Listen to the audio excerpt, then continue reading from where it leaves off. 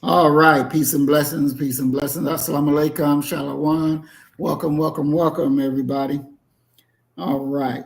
So our program that we're talking about today is called The Feckless Nature of the Nigger and How to Destroy It.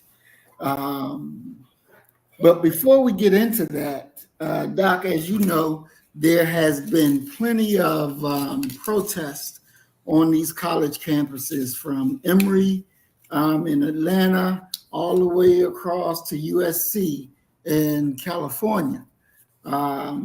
Even Penn, University of Pennsylvania, all of these big campuses, major colleges are having pro-Palestinian protests, and quote unquote fake Jews are hollering that they're scared and they're feeling like they're in danger and ain't nobody touched the hair on their lying ass body.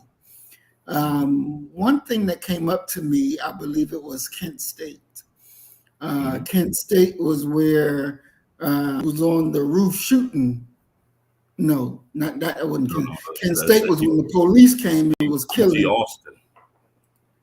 Say that again, Doc. That was UT Austin, where the guy was up in the watchtower, shooting down, killing people. Kent State was when the National Guard came in. There you go. And, and you can't forget that right on the heels of Kent State was Jackson State.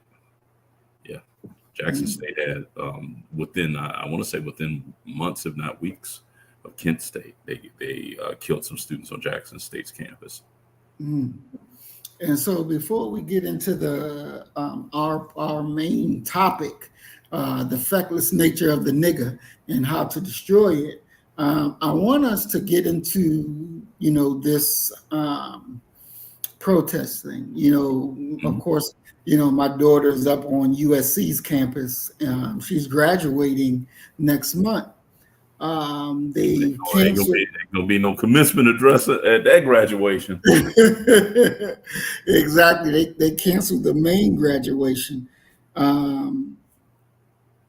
But I think because she and I had a conversation, and I asked her when I saw it, I said, I wonder was she at the graduation? And so when she reached out to me, I asked her, was you there? And she was like, no, I was in class when they were starting, but a few of my friends got arrested. So after class, I did go down there to see what was going on. And, she talked about them trying to protest peacefully and that nothing should have happened the way that it did. And so I said, well, the first thing that you got to realize is there's no such thing as a peaceful protest. There's no such thing, because what the protest is doing is agitating those who want the thing to continue to go what is going. And your protest agitates them. And then what they do, they bring on the violence, they bring in the police, they do all of these things. And so there's no such thing as a peaceful protest. There's no such thing as your protest is going to actually stop anything from actually happening. So, the real protest you would have to do would be in the ballot box. That would honestly be real protest, by voting those bastards out and voting Black First candidates in, becoming a candidate yourself, and leading the charge on a new way, a new direction. So, Doc, let's just talk about that, the history of the college campuses and their standing up to what they believe is unjust political ways, rules, wars, whatever. I even watched Chicago 7. I think it was called Chicago 7. Again last night, where you had all the activists came together and Bobby Seale was and wrote Bobby Seale up into the trial. yeah, Yeah. yeah. So give us a historical outlook on that. Well, I mean, when you're talking about young people and the college experience, it's a part of it is discovery and trying to get people to really, really, really, really search out the world and figure out who you are and all of that type of stuff. College campuses have always been ground zero for protests, but probably the most appropriate or enlightening moment for us, what we're seeing right now, is the 1960s protests, the decade of radicalism, where you have the civil rights movement is going to, in many ways, implode and then explode. And all of these groups, and one of the things that we rarely talk about is that 60s identity politics, those people who were activists, I don't care if you're talking about the LGBTQ plus community, you're talking about the Chicano movement, you're talking about anti-Vietnam, you're talking about womanism, feminism, Black power. All of those people, by and large, came through the training of the civil rights movement.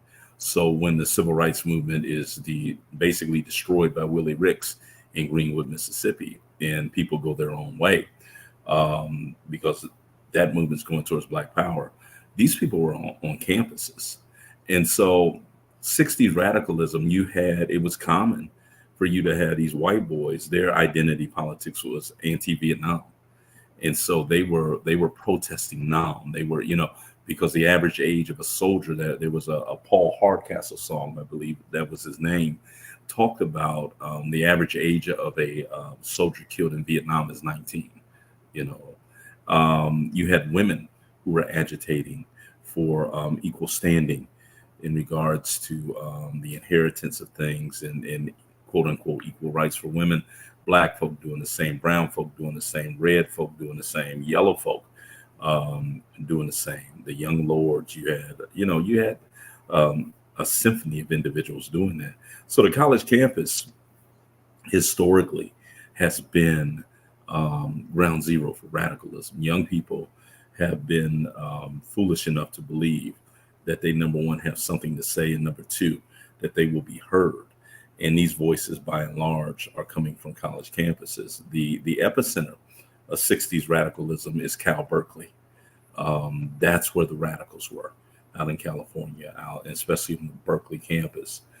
But how things have changed. You wouldn't expect to see UCLA exploding and not Cal Berkeley. It's a different day now. But these students, they have decided to be pro-Palestine. The problem with that is the mainstream American media is not going to separate the Palestinian issue from Hamas. And so they're going to paint these students in their protests as being myopic, very short-sighted, as if they're, instead of it being Palestine and stopping the slaughter of innocent men, women, and children, they're going to say, well, really what you're doing is supporting Hamas. But back to the original question, the college campus is, they're doing what they have historically done, and that is trying to make the world change, as John Mayer would kind of say. They're not waiting on the world to change. They're going to try and make the world change. Now, will they be successful? No, not at all. And Doc, what made before I go there, let me welcome everybody. I want to welcome Mayat to the program. Peace and Hey, blessings. Mayat, I hope you're having a good day today. I heard your Sunday was not religious filled. I hope you're having a good one today. Welcome Twin Pyramid to the program. Peace and blessings, Twin. Christine Williams, I want to welcome you to the program. Peace and blessings, Queen.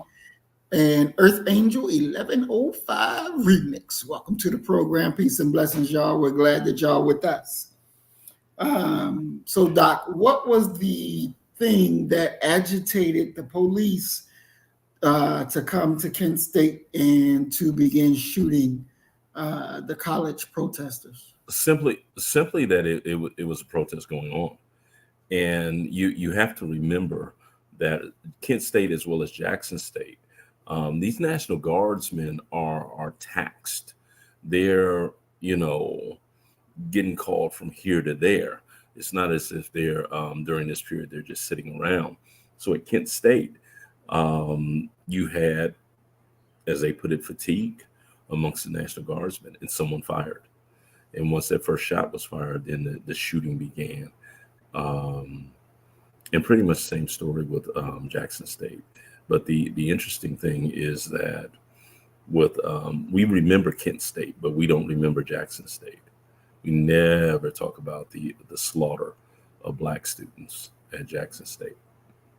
And what were the Black students at Jackson State protesting? In many ways, how can I put this, a symphony of issues, from racial inequality, Vietnam. You have to remember that this was a different time in many ways for activists, racially wise, and there were some Black activists, most notably Black Power organizations, most notably the Black Panther Party for Self-Defense, that was willing to work with white groups, with red groups, with yellow groups. The stealing of Fred Hampton's slogan by Jesse Jackson, where he's talking about a rainbow coalition. That was Fred Hampton, the co-chair of the Chicago branch of the Black Panther Party. Fred Hampton used to say in his speeches, Black power to Black people, brown power to brown people, red power to red people, yellow power to yellow people, white power to white people, all power to the people. We're trying to get a rainbow coalition of power. So, Black folk have Black activists have never really just been kind of confined to Black issues. And even when you look at a predominantly, overwhelmingly majority Black movement like the Civil Rights Movement,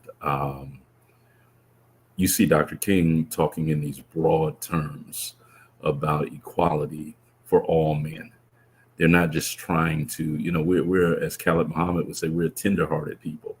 If we're going to get some rights, we want to make sure other people get their rights right along with us. It's one of the ways that you actually lose the affirmative action movement, because you're trying to allow everyone in instead of claiming it and standing on the fact that really what we're talking about is is reparations for Black folk.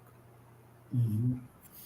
And Doc, in your estimation, do you think that the colleges, children in colleges should continue their protest, or is there a better way to maybe address the issue? If they have a grievance, they need to do like we talk on this in this space all the time. They need to fight every which way that they can. Public protests, being registered to vote, running their own candidates, being able, it's a whole symphony, a machine of things that you can do.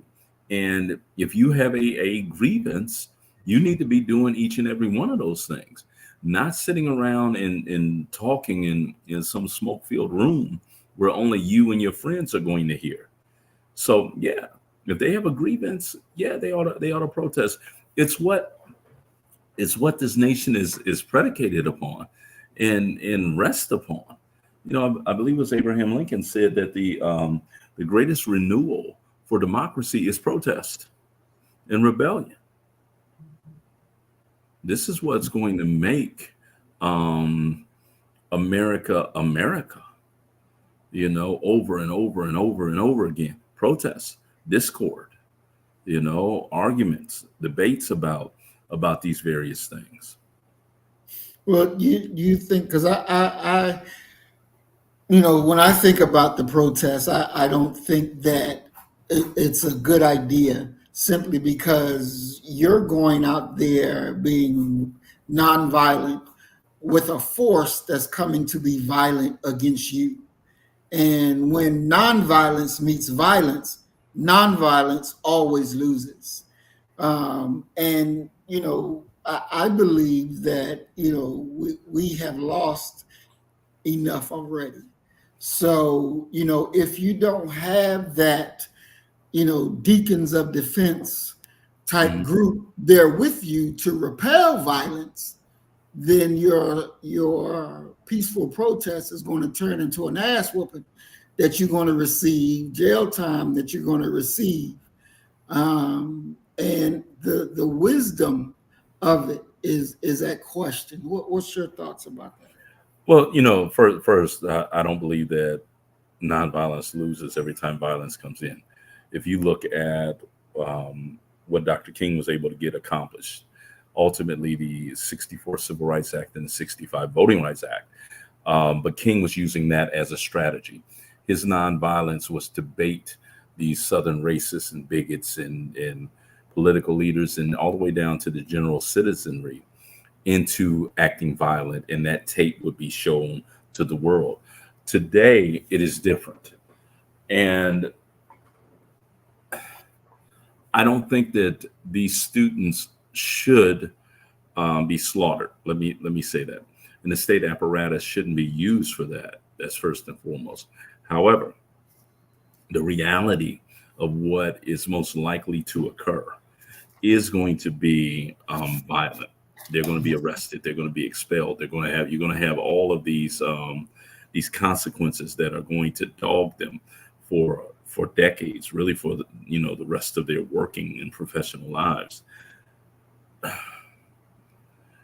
They need to take the position that the Black Panther Party for Self-Defense took.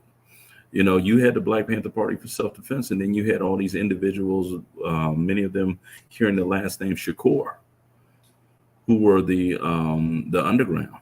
They were the hitters, the Black Liberation Army. You look at Students for a Democratic Society, these so-called white radicals. Well, Students for a Democratic Society, SDS, had a sort of another group that was a part of them. I'll just say was a part of them, the Weathermen.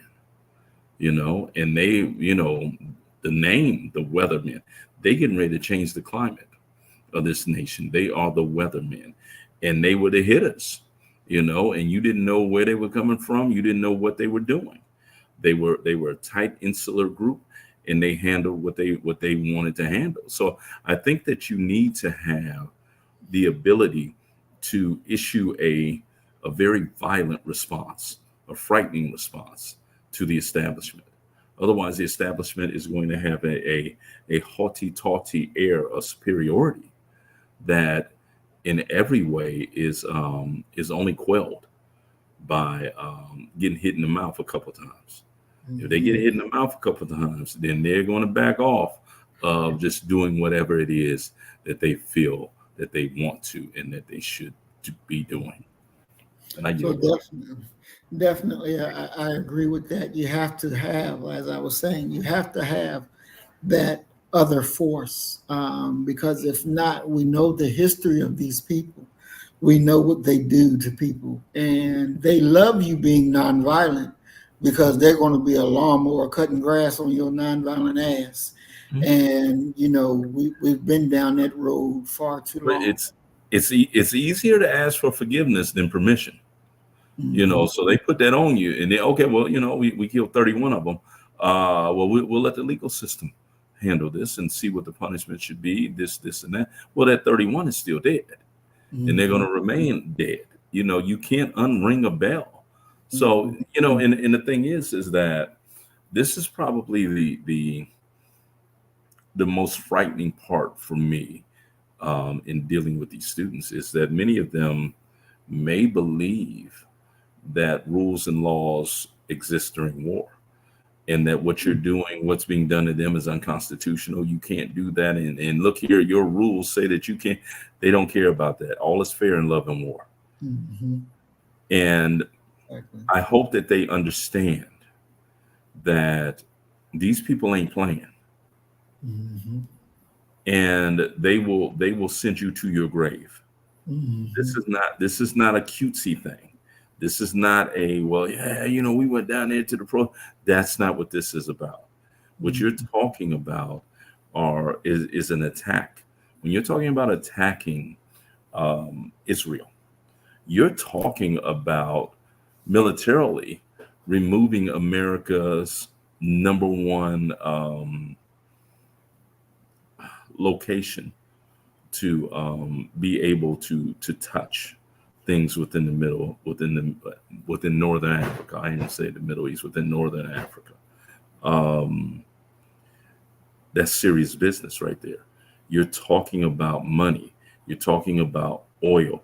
You're talking, and it's a, for me, a frightening thing. One of my favorite movies, one of my favorite TV shows, I believe, is next to Sanford and Son. It is probably my favorite TV show of all time, The Wire. And there's a line in The Wire that anyone who ever watched The Wire will remember, where one of the cops, criminal dude's like, man, why y'all banging me like that? And Kima says, yo, this is what happens when you give a fuck and it ain't your turn to give a fuck.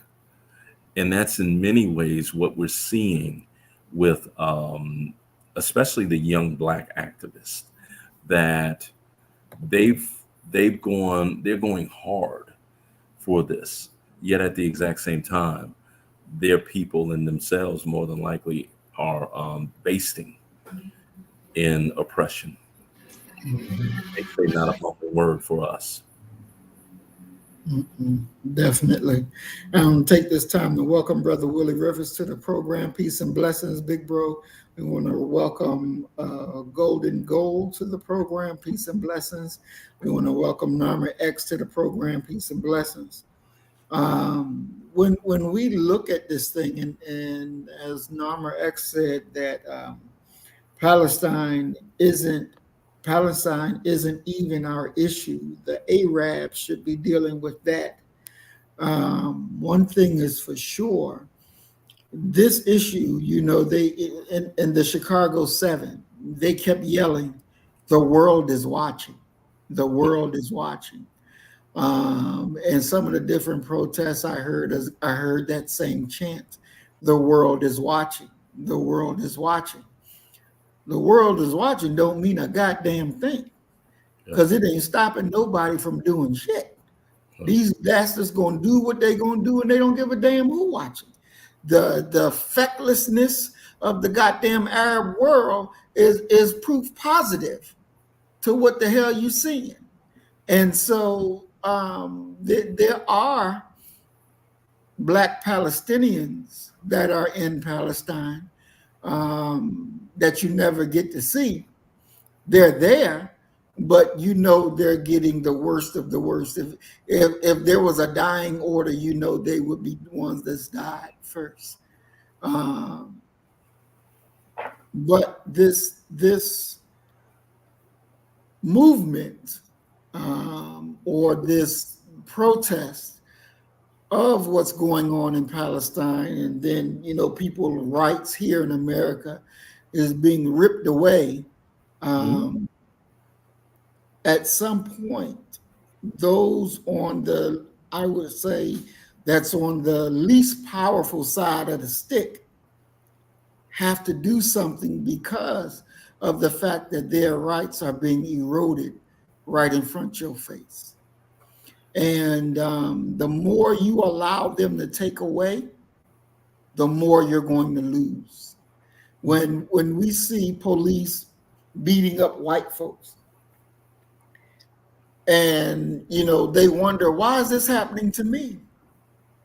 And my thought is, it's happening to you because you didn't stop it when it was happening to us.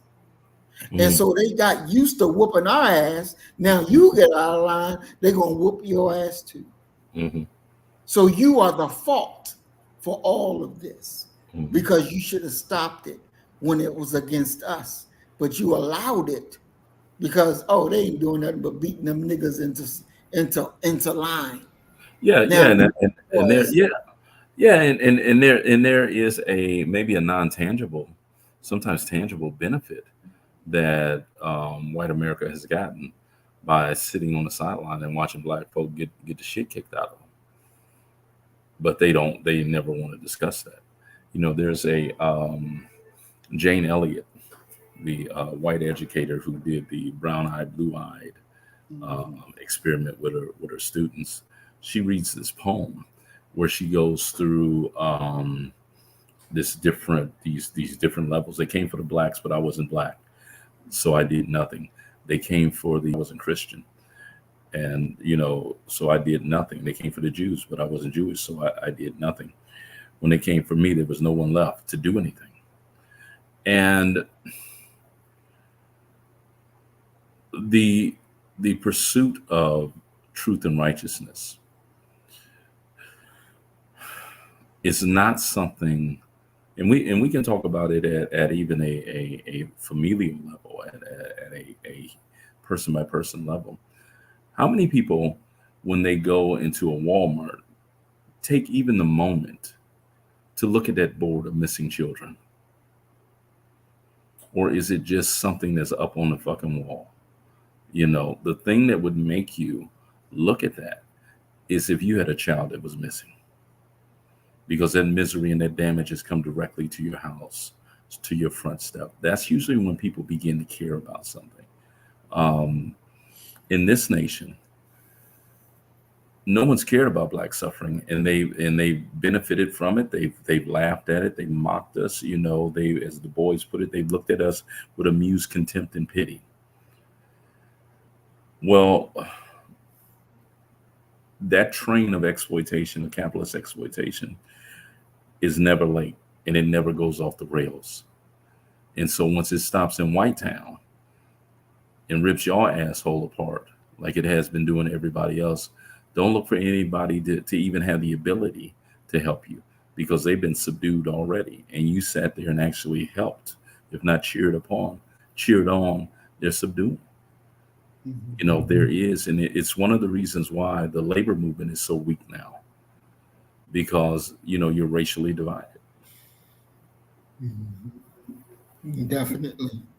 Um, I think, or do you think that the college group of children that's going there, young adults that's going there, I shouldn't be calling them children, but young adults that's going there, have a misunderstanding of America, her past, and how violence is tied to everything America does? That when you do something that they don't like, uh, there's violence coming behind it to make sure that you don't get out of your place. Where would they learn that at? It's not a part of the standard school curriculum. That's not being taught in the standard school curriculum, because that is one of the keys to entering the revolutionary road, to radicalizing your thoughts and what have you. That hasn't been taught to them. And any of them that have that type of knowledge, they've gotten it outside of the classroom. They've gotten it from parents. They've gotten it from organizations and what have you. And the term for that process is radicalization. However, if the oppressor is the one that is putting that label on you, it can't be trusted. It shouldn't be trusted. You haven't been radicalized. You've been shaken awake into humanity. What would you call the process, Doc, of radicalization? What does that process actually look like? Education, a rightful education within a proper historical context. And very few of them have that. The majority of them, even if you are able to present that in front of them, they don't care about it because their priorities have in many ways been shaped by consumer culture. You know, if you were to ask students, if you were to hook them up to some type of lie detector test, give them a true serum, and you ask them, what would you rather have? True freedom and justice or a Birkin bag? Shit, Birkin bags wouldn't be on those shelves no more because they're seeking something that boosts their self-esteem. They're not seeking freedom. They're not seeking justice. And I don't care what group you're talking about, what race you're talking about. If you're dealing with capitalists, they're all the same. You know, their money is material things. Their God is material things. And very, very few of them have any concern whatsoever for humanity, for the environment, for anything beyond some material goods. Definitely. Doc, if you could speak to all of the young adults that's on these college campuses, what message would you tell them in this modern time right now with them protesting? What would be your message to them about what's going on and the best way to go about doing what they do? Study, become informed. Do your independent study, check, recheck, and verify. And when you're sure that this is the issue, that this is the call, if you are an activist, if you are a revolutionary, have your feet planted squarely upon something to die for, because you shall surely die if you push this too far. You know, you have to, once again, they have to understand. And this is a moment when the Cuban Revolution was about to occur. And Fidel Castro and his men are on the beach, and he's walking around, and he has his generals and commanders asking this very sobering question: in the event of your demise, where shall we send your body? And they're writing down these guys' home addresses, and many of them say that's the first time it got real. This is serious business. You know, when Huey P. Newton said to move one grain of sand is to change the world, what you're doing is on a nuclear level. You are attempting to alter international relations. You're seeking to alter economic relations, okay, which have benefited people for decades, if not centuries. They ain't giving theirs up lightly because they got the money to hire people, most notably the Army, the Navy, the Marines, the Coast Guard, whoever else, the Air Force. You know, they got F-35s that'll fly in and you're defenseless against, and they will blow you away. And maybe in 50 years, when the history book is written, it'll be considered unjust, but you'll still be dead 50 years. So this is not a plaything. This is not something you get dressed up to do and go out like you cosplaying. This is life and death.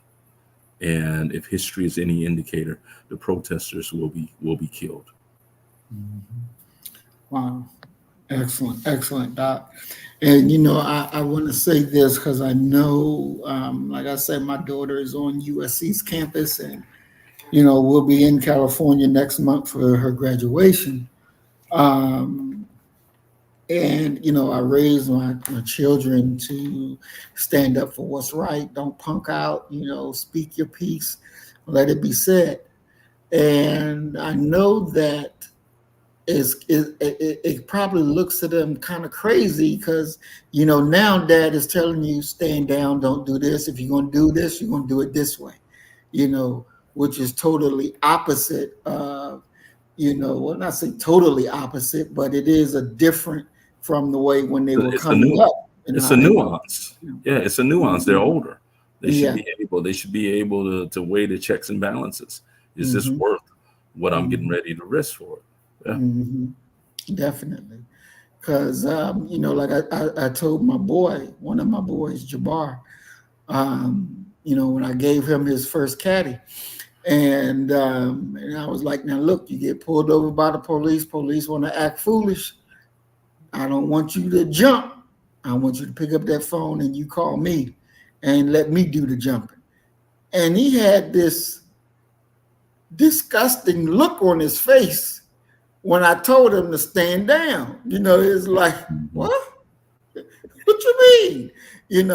But to me, I'm telling him, look, it's more important for me to do the jumping rather than you do the jumping.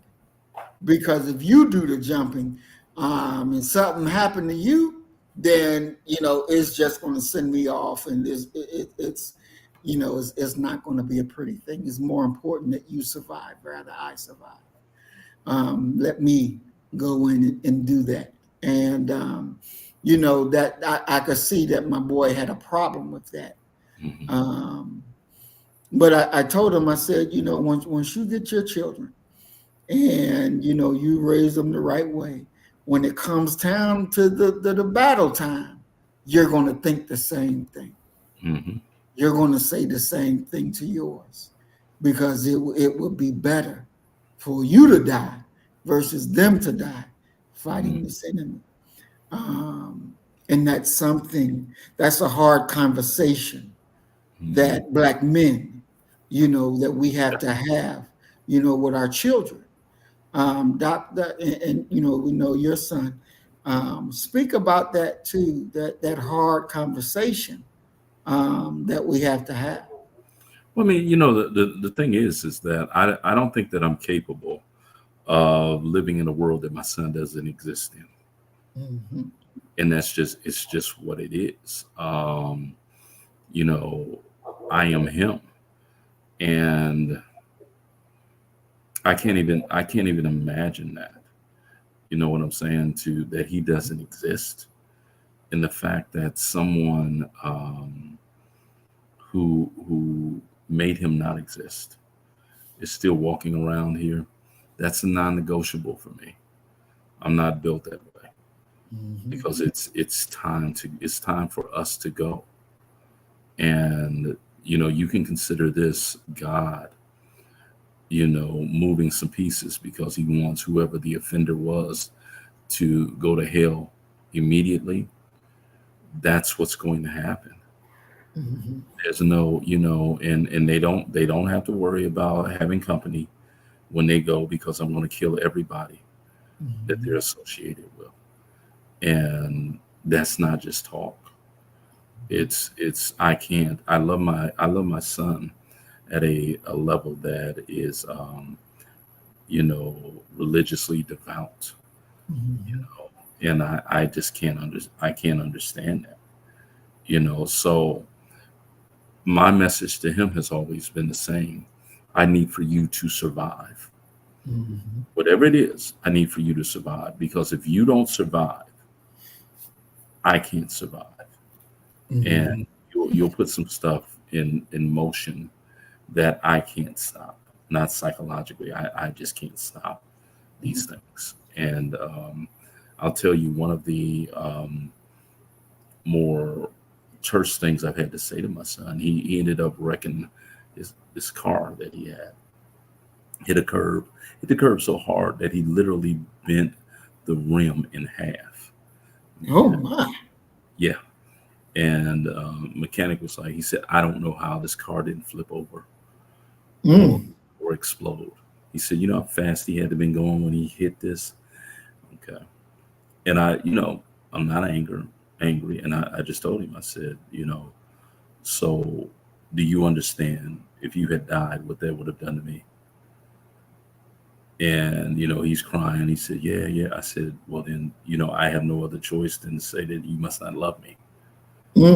Because you're talking about doing something for thrills to impress your friends that would cause your father's death. And it's just what it is. I already don't speak a lot. I don't know if I would have the ability to speak again if he wasn't here. And it's just what it is. Exactly, exactly. I want to go to two comments, one by Christine Williams and the other by Maya. We'll do Christine Williams' comment first, where she says, question everything, especially your commitment to produce justice, balance between people. Um, what's your thoughts on that? See, I don't have a, I'm just going off of the question. I can tell you personally, I was raised up within the labor movement, and I do not have a commitment to produce justice and balance between people. I don't, Mhm, because I don't trust other groups the way that I would need to be able to do that. I mhm, can't go out there and go hard for labor. I can't go out there and go hard for working class people in and of itself, because I've seen what they've done. I've seen them, backstab. I've seen them betray. I've seen them, cut our throats when we weren't looking. mhm, So I'm gonna work with you, but I got my own agenda that I'm dealing with. And my own agenda, I got, how people talk about compartmentalizing their minds. I've compartmentalized my commitment and and how far and how hard I'll go for the general movement. I got to say the majority of my stuff for Black folk, mhm, because the truth of the matter is that even if we win, let's say we overthrow this government. Now we got to fight white folk. Now we got to fight brown folk. Now we got to fight yellow folk, because they believe that they should be ruling. mhm, Malcolm said it this way in one of his speeches. He said, when a white man come in and say, I'm boss, he means I'm the boss. I'm not joining your organization to be a foot soldier. I'm joining to head things. A Kennedy doesn't join to hand out pamphlets. They feel as if they should be in the executive suite making some decisions. mhm, And never in their minds, I would, I'm going to take some privilege here and say, I would say that never in their mind do they truly even have the thought of securing justice for Black folk, mhm. because so much of their privilege has always rested upon our backs. And for us to be able to stand upright means that they ain't gonna be able to stand on our backs or sit on, and we definitely shouldn't let them sit on our shoulders because we standing up. So yeah, question everything, Mhm. and question yourself. What are your motives? My motives are, not necessarily to replace white folk at the top of the totem pole and be able to do to them what they've done to us historically. But it is a situation where I have to sit here and say, quite simply, yo, I cannot give it all to y'all, because if I give it all to y'all, y'all shown that y'all are not trustworthy. Mhm. Mhm. And do you think? Because I know, well, I can't say I know, but I will say I think that a lot of these college students that believe in the protests and this believe that they can really bring balance and justice between the different groups of people. How would you address them on that actual being a reality or fantasy? Am I talking Black folk or non-Black folk? To both, Well, because I it got to can't be talk to both. both of them. I can't talk to both of them the same way. What I would say to Black folk is, store up and work for your people, because America is in many ways like a sports car, a V8. It's just Mhm. that all eight cylinders haven't been allowed to roar. You're one of those eight cylinders, if not two of them. So by uplifting Black America, by creating businesses, independent businesses, by circulating money within our community, you're helping America. And my warning to them would be this: yeah, we've seen these white boys do this before. We saw them do it in the 1960s. They were known as the hippies. Okay, come 1970s, they were on cocaine, dancing to the Bee Gees and shit. But by the mid 1970s, late 1970s, they had come in, and they were now the bastards that their fathers were, running those companies, because their political priorities and their economic perspective has changed. They are no longer necessarily going to be friendly to you, not in a way that would allow you to uplift yourself. I agree with what Fred Hampton said. Every group needs to separate from itself and develop some power amongst itself so it can protect itself and make a contribution to the national body politic. And that's really, when you look at the US and you look at the USSR and you look at the nuclear arms race, well, nobody can use their nuclear weapons because everybody's strong enough to use their own against them. And that's what Black America needs to be doing. I was speaking with a young lady, one of my students, who's going to be a mathematician. She's a math going to be a math teacher. And I told her, I said, out of everything that we need you, because we need our kids to be in STEM. And we also need them to have a Marcus Garvey, not Umar Johnson type, but a Marcus Garvey education and mindset that says, quite simply, independence, entrepreneurship is the way forward. Because God gave great ideas to Black children like he does every other children. He's no respecter of a person. We just need to build structures that allow them to grow and allow them to flourish. Mm-hmm. Definitely. Now, Maya said this, real talk though, Palestinian people do not support Black business in my community. In every community. Exactly. There's this unwritten rule, I would say, that when they all get to America, their skin is light skinned, and they understand the word nigga, and they understand that they gotta, treat us the worst of the worst. You've heard that term, liquid money. Mm-hmm. The Black folk have, our liquid money. The money just runs through our hands, and they're the ones holding the buckets, Mm-hmm. collecting. Minister Farrakhan he has the greatest analogy for this thing that we're talking about, Black economics, and how other groups come in and get rich and get strong. He likened the Black community to a big Black nutritious breast that every immigrant group that comes in here latches onto until they get strong enough and they can leave it for the next group. And the entire time you have the poor Black businessman trying to latch on to the breast, and you keep moving it. Mm-hmm. You won't let him get big and strong and what have you. So those groups are doing what it is that they're, from the Black side, I recognize it as exploitive. But from a common sense perspective, I recognize it as being what they should be doing. They found a way to secure a constant stream of money. They're going to take that stream of money. They're going to build up their community. They're going to set their things up, and they're going to keep going until they don't need that stream of money ever again.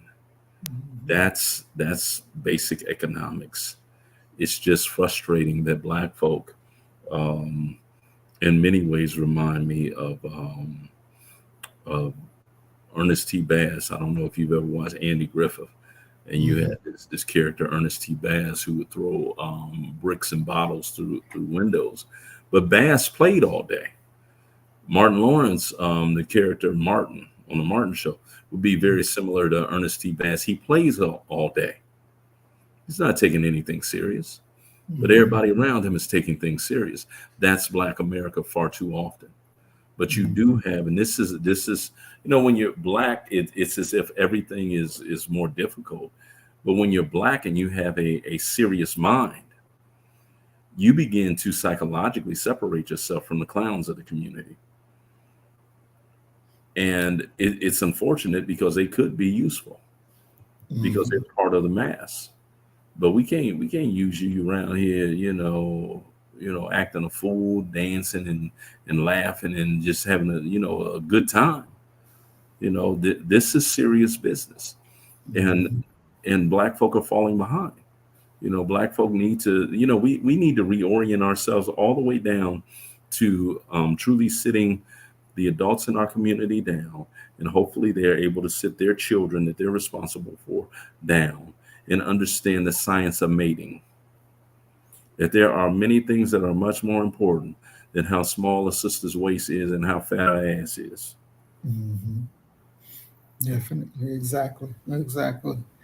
So, Doc, let's get into our main subject, the feckless nature of the nigger. When we think of feckless, the definition says ineffective, incompetent, and worthless. It also says it can also mean having no sense of responsibility, being indifferent or lazy.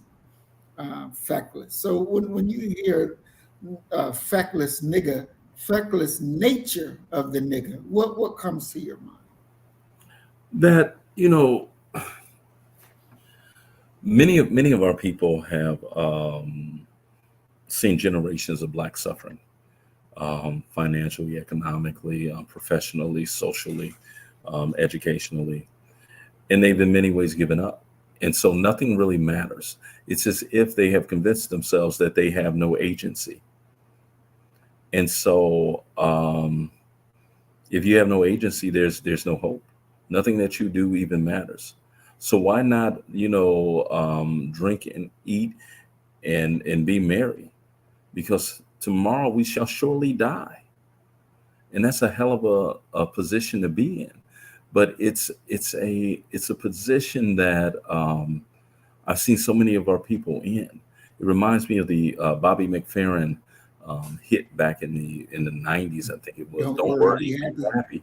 Yeah, yeah. Just nothing really matters. Yeah, it's gonna be all right. Don't worry.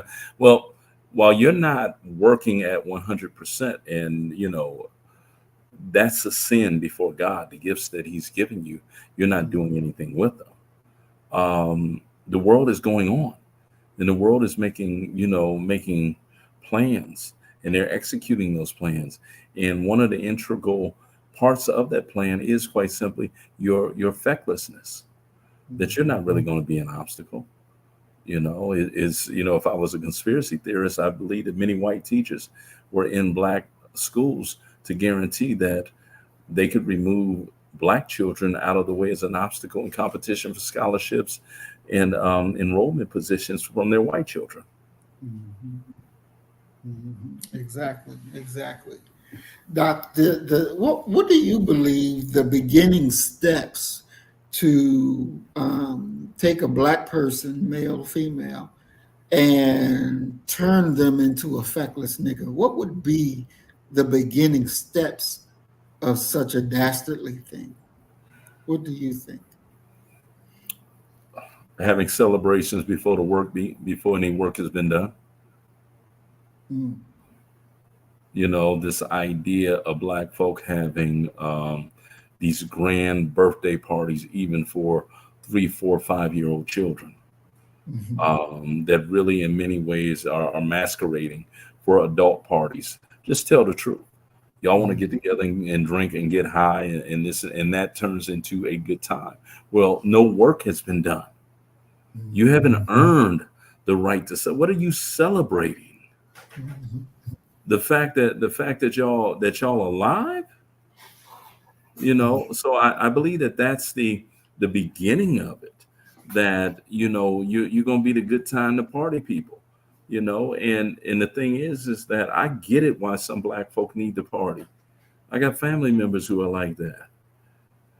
They need to party and they need to have a good time because of the absence of work. They're lazy and they have nothing to celebrate. So if they had to sit down and to really look at what their status and their station in life was, they'd probably blow their brains out.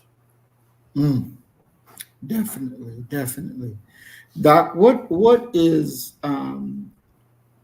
do you think that these N words out here, do you think that they have um I've heard it said before, or you're just afraid to be successful.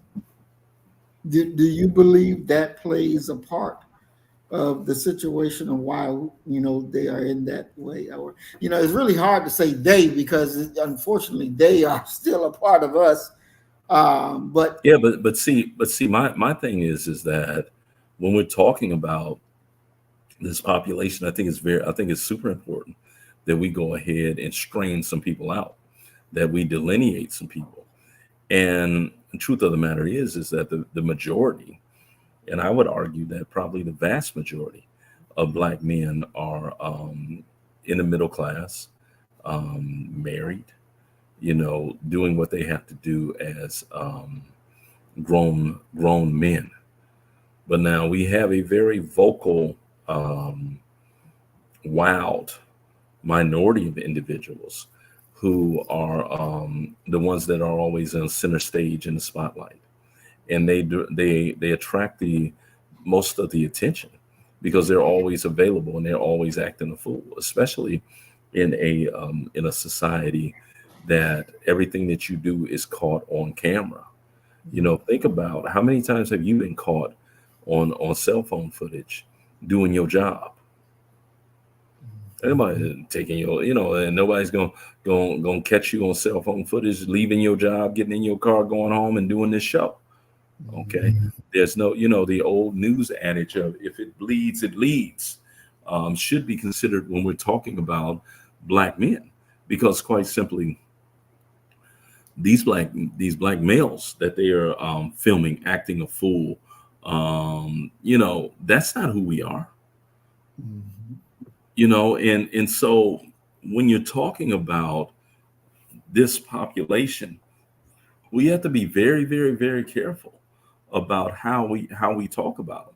Now we're talking about this minority of, let's say, 15 to 20%. Let's be 1 out of 4 to 1 out of 5 of black men who don't have it together and aren't doing things the correct civilized way. Well, now we can talk about them because I know them. I got them in my family. I have them in my classroom. They are not unicorns. They are not figments of anyone's imagination. Yet at the exact same time, they are not the archetype. They are not the main version of black men. And what I'm a person who believes that the black community has separated. And you have kind of like Chris Rock so eloquently put it. You got black folk and then you got N-words. It's those N-words that, we have to literally, and when I say we, I mean righteous black folk. We have to starve them out. And that includes black women, and there's some black women who need to be starved out as well. Let them have each other. Let them go off and try to do what it is that they want to do. But never, not today, not tomorrow, not any other day, are they allowed to be the spokespersons for who we are. Definitely. And, I want to go and look at Christine Williams' comment, because what she's saying here is really the crux of the situation. She says exactly, non-white people globally must get serious about things that really matter in our daily lives. Game time is over. We are at war, and we need to act like it. Yeah. And this fecklessness, you can see it, globally when it's coming, especially when it's coming from black people. No matter where you at, there are more. Sister Eleanor was having a conversation on WhatsApp, and she was saying, well, that there's more black countries than it is white countries, and these damn white folks is just running rampant, and black people are sitting back doing a goddamn thing, dealing with trifling businesses, trifling things, when we should really be confronting our enemy on all sides. So this fecklessness is not just, with some of our black people in America. This fecklessness has affected black people worldwide. Around the globe. Yeah. I mean, these conditions are everywhere, and you have in many ways. If we're gonna be honest about it, there is some money to be made in being feckless. There's some money to be made in regards to being a negative representation of your people, of being what many people would term a sellout. There's some money to be made. And it's one of the reasons why you can't really trust people who are of a certain socioeconomic status, who are poor, because in many ways it's hard for them to try and make it in this world with no monetary resources.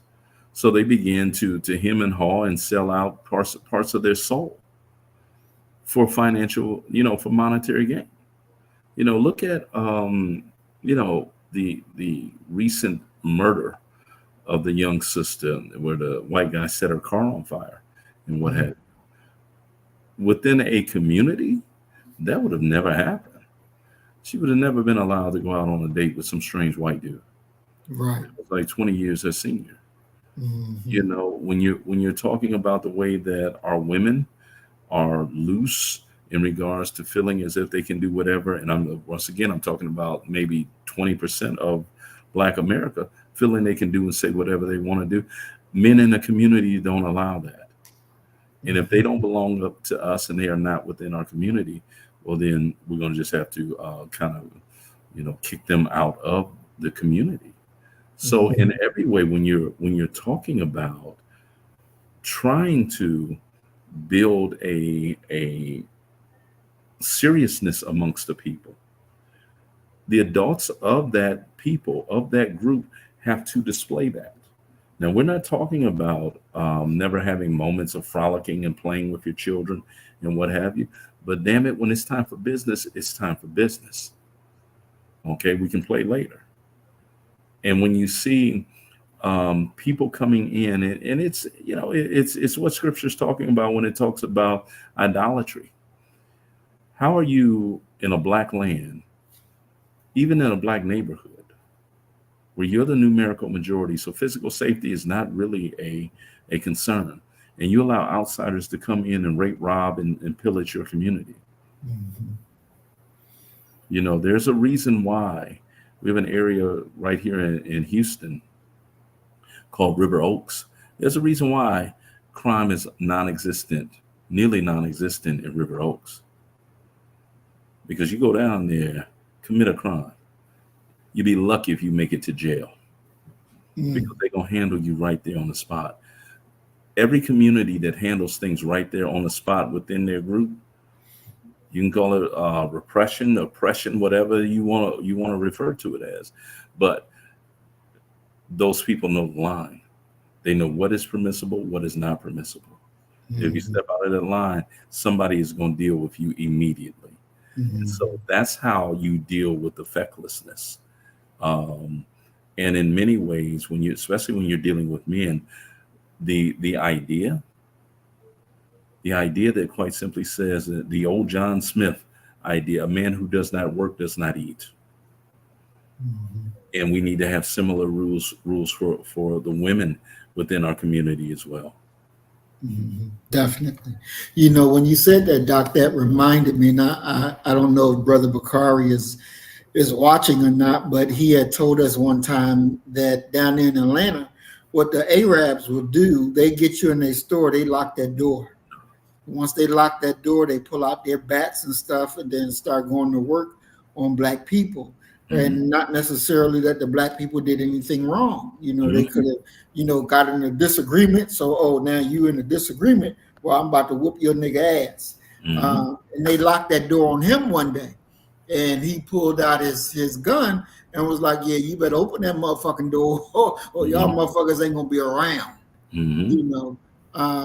And there's this attitude that, the Black man ain't worth a damn, the Black woman ain't worth a damn, and I'm here to show you they ain't worth a damn. Does that come from too many of Black men or Black women not acting like, we are at war? Does that produce that type of behavior?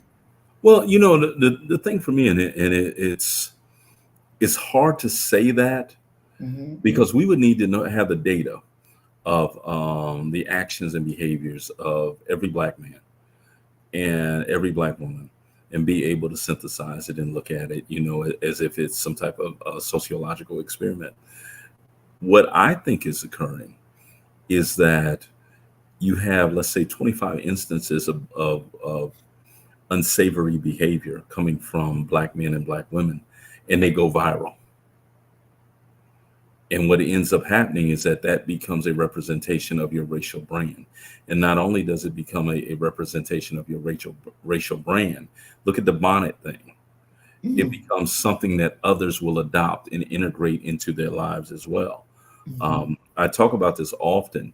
When the movie Menace to Society came out, and Kane had that green 5.0 sitting on Dayton's playing Computer Love. The reason that is so prominent in my memory, there was a young brother in my community who went out and got a green 5.0, put same Dayton's on it, and played Computer Love all summer long. mhm, So in many ways, what we have is a falsity, a false art being imitated by the realness of life.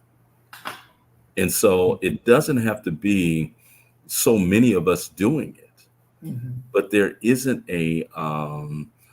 aren't very many viral moments of Black positivity. And just like you can get used to an artificial sweetener versus mhm. real sugar, you can get used to and say, that's what it is to be Black. So, oh yeah, yeah, nigga, I'm all, all these motherfuckers out here. And you hear this verbiage Mhm. in public spaces which are previously sacred.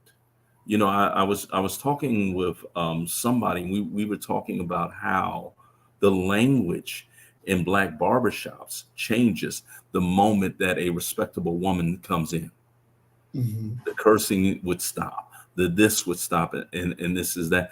And when you have these things which are not accurate depictions of Black folk, and even Black folk begin to look at them and swallow them hook, line, and sinker. Lord knows white folk and non-Black folk have swallowed them hook, line, and sinker. It's the reason why Brother Bakari found himself in this situation, Mhm. because they're saying, oh, well, we're gonna show you how we deal with niggas. But they Mhm. didn't understand that he wasn't one of those that was in the viral moment. Exactly. And when you hit him, he gonna break down and start doing breakdance and things like that, trying to tell you a joke. Oh, don't whoop my ass. No, he handled it. Now we Mhm. had viral moments of Brother Bakari pulling out his piece whenever he needed to pull his piece out. The Mhm. message would be sent then, even through social media. This is the new Black man. That's what Alain Locke was talking about when he talked about the migration of Black folk. And he said, listen, they ain't afraid of white folk no more. They ain't on no plantation.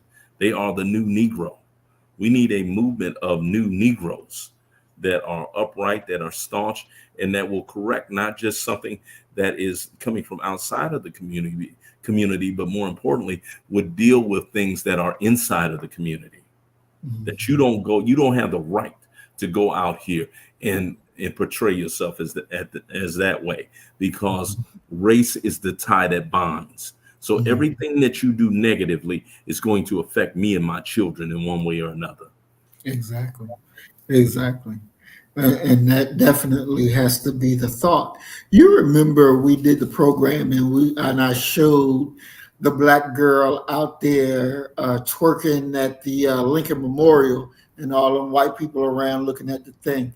And and I said, if I was there, I'd have took my belt off and I would have whooped her ass, Mhm. because you're sending the wrong message. This is not what we do. This is not okay. This is not all right. You're not going to define our Blackness by your feckless ass. It's just not happening. Um, when we take charge of situations like that, how many, doc, do you think will it take for that type of action to begin the process of producing change? There's a part of me that says we need to whoop ass for about 3, 4 good years, Mm, because they're going to still be consuming many of these inappropriate, wild, uncivilized messages. So you not only need to deal with it, you need to train them up. That look, every time you do this, this is what's going to happen. mhm, There ain't gonna be no police involved. Ain't gonna be none of that. mhm, Okay, every time, each and every. And the truth of the matter is grow up. Quit mhm, being And I know brother Ozzy would be upset with hearing me say this, but quit being kids, basically miniature billy goats. It's not cute. It's not uplifting us. And the truth of the matter is that you do that for so long that it becomes the standard for you and your circle. Exactly. And then when you come in probably the most egregious thing for me, and one of the things that I think that we really need to straighten out, is that those who are standing for truth and righteousness need to be stronger, more violent, more stringent, more stern than these fools out here who are doing wrong. Definitely, definitely. We're going to go to our first video and look at it. And I'm going to go ahead and say already that this first video is definitely taxing. When I watched it the first time,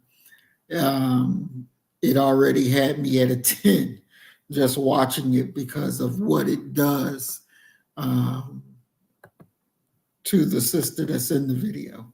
But let's go and watch this and then come back and discuss it, because there's a lot of fecklessness going on in this video. If you're not listening, open the door. Come outside. come outside right now. Who is here? You're going. Who is here? I'm gonna back it up. Open the door. I'm a baby. Open the You're door. not a baby if you're not listening. Open the door. Come outside. Come outside right now. Who is here? You're going. Who is here? You are going to jail. In Sacramento, California, police are taunting and handcuffing a 10-year-old girl. Mama, No, you don't get to go and hide and turn off the lights. That's not how this works. Okay, but you're going to be detained in handcuffs because you're not listening. I'm scared. Why are you running and hiding? I'm scared. I don't know. I don't know what to do. I don't know what to do. How old are you? 10. Why are you running for the house and hiding and turning off the lights? It's incredibly unsafe. No. 10. Not gonna cuff you. Hey, when the police are at the door, you do not get to run and hide. As if a 10-year-old girl, frightened by the loud banging on the door, knows exactly what to do. The Sacramento City Council released this video in connection with a 2-year audit of complaints filed against the police department. Council members say this incident and others underscores the need for new police training and policies, especially when it comes to the handcuffing of minors. This incident from February 2022 began when police conducted a probation check on a known gang member. Police department, probation search, open the door. Talk about police, probation search, open the door.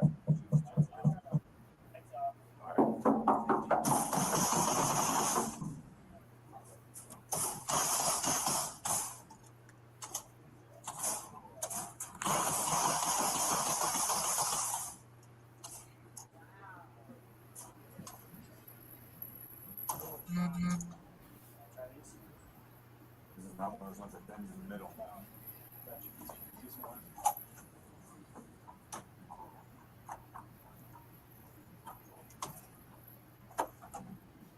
The person who eventually came near the door was a 10-year-old girl in her pajamas who was helping her bedridden grandmother. Hi, can you unlock this, please? Can you open this screen door? It's the police department. Can you open this? Hey, Sacramento Police Department, come to the door. To the door. Can you open this, man? Come to the door right now. Listen, we're gonna kick the door down, and we don't want to do that. Come to the door right now. Open the door. I'm a baby. Open the You're door. not a baby if you're not listening. Open the door. Come outside. Come outside right now. Who is here? You're going. Who is here? There's another one in here. Mama, No, you don't get to go and hide and turn off the lights. That's not how this works. Okay, but you're gonna be detained in handcuffs because you're not listening. I'm scared.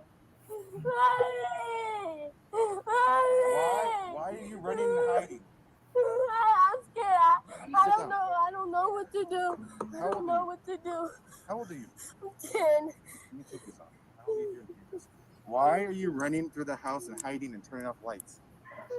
That's incredibly unsafe. I'm scared. As you saw, the rude police officer changed his demeanor after taking the girl near the patrol car and asking her age. Sacramento's police chief says the officer initially had reasonable and articulable concerns for police safety, which the chief said justified the lawful detention. And the chief added that the young girl was only handcuffed for about 35 seconds. However, mental health experts point out the gruff behavior by police could scar the young girl psychologically for the rest of her life and poison her views about police. And the police chief admitted that the detention could have been done without handcuffs. Several community activists believe that based on the history of Sacramento's PD, the handcuffs were used because the child was black, and that if the child had been white, police would have responded differently. The police chief, Kathy Lester, addressed that, saying, quote, "There is no circumstance where it is okay to handcuff a 10-year-old regardless of race." Kudos to the Sacramento City Council for helping to release this police body camera video. It underscores that police still have a long ways to go in changing their culture. For years, police have been trained to dominate and aggressively take control of every situation. But that approach often leaves little room or time for understanding, for de-escalation, and for assessing who the police are dealing with. And in this case, it was a 10-year-old girl in her pajamas who had to go through a situation that could have been and should have been handled very differently. By the way, in Michigan, a police chief recently got fired after assaulting a loud teenager. So the original altercation was because you were Squeaking the tires on the bird and he yelled at you. All right, Doc. So what we just saw with the 10-year-old, our 10-year-old black sister, you can see her crying, saying that, you know, she don't know what to do. She's scared. And police did not give a damn about that. What's your thoughts on what we just watched? You know, horrific. You know, yet another piece of evidence that far too many of the quote unquote law enforcement officers who within our community are the equivalent of stormtroopers, ex-Marines, ex-military types who are in many ways coming in within our community and just riding roughshod over any and everything that they come across. You know the house. You know that this is where this person lives. Well, we didn't get him tonight. You move on. Mm-hmm. But to have a 10-year-old arrested at such a crucial moment in the development of her worldview and her personality is inexcusable. You know, it reminds me of my sister. She raises one of her grandchildren, actually two of them, but this story surrounds Jay Sean. She got called up to, and this is elementary school. She got called up to the elementary school because some incident with Jay Sean. And my sister is one of those. She going, and when she come up there, boy, she coming to defend, you know, her grandchildren. Mm-hmm. And they said, well, Jay Sean got into a fight on the in the playground, and he's crying. She said he's just crying. He's crying. And he said, and that's not what happened. That's not what happened. You know, this and that. We were playing.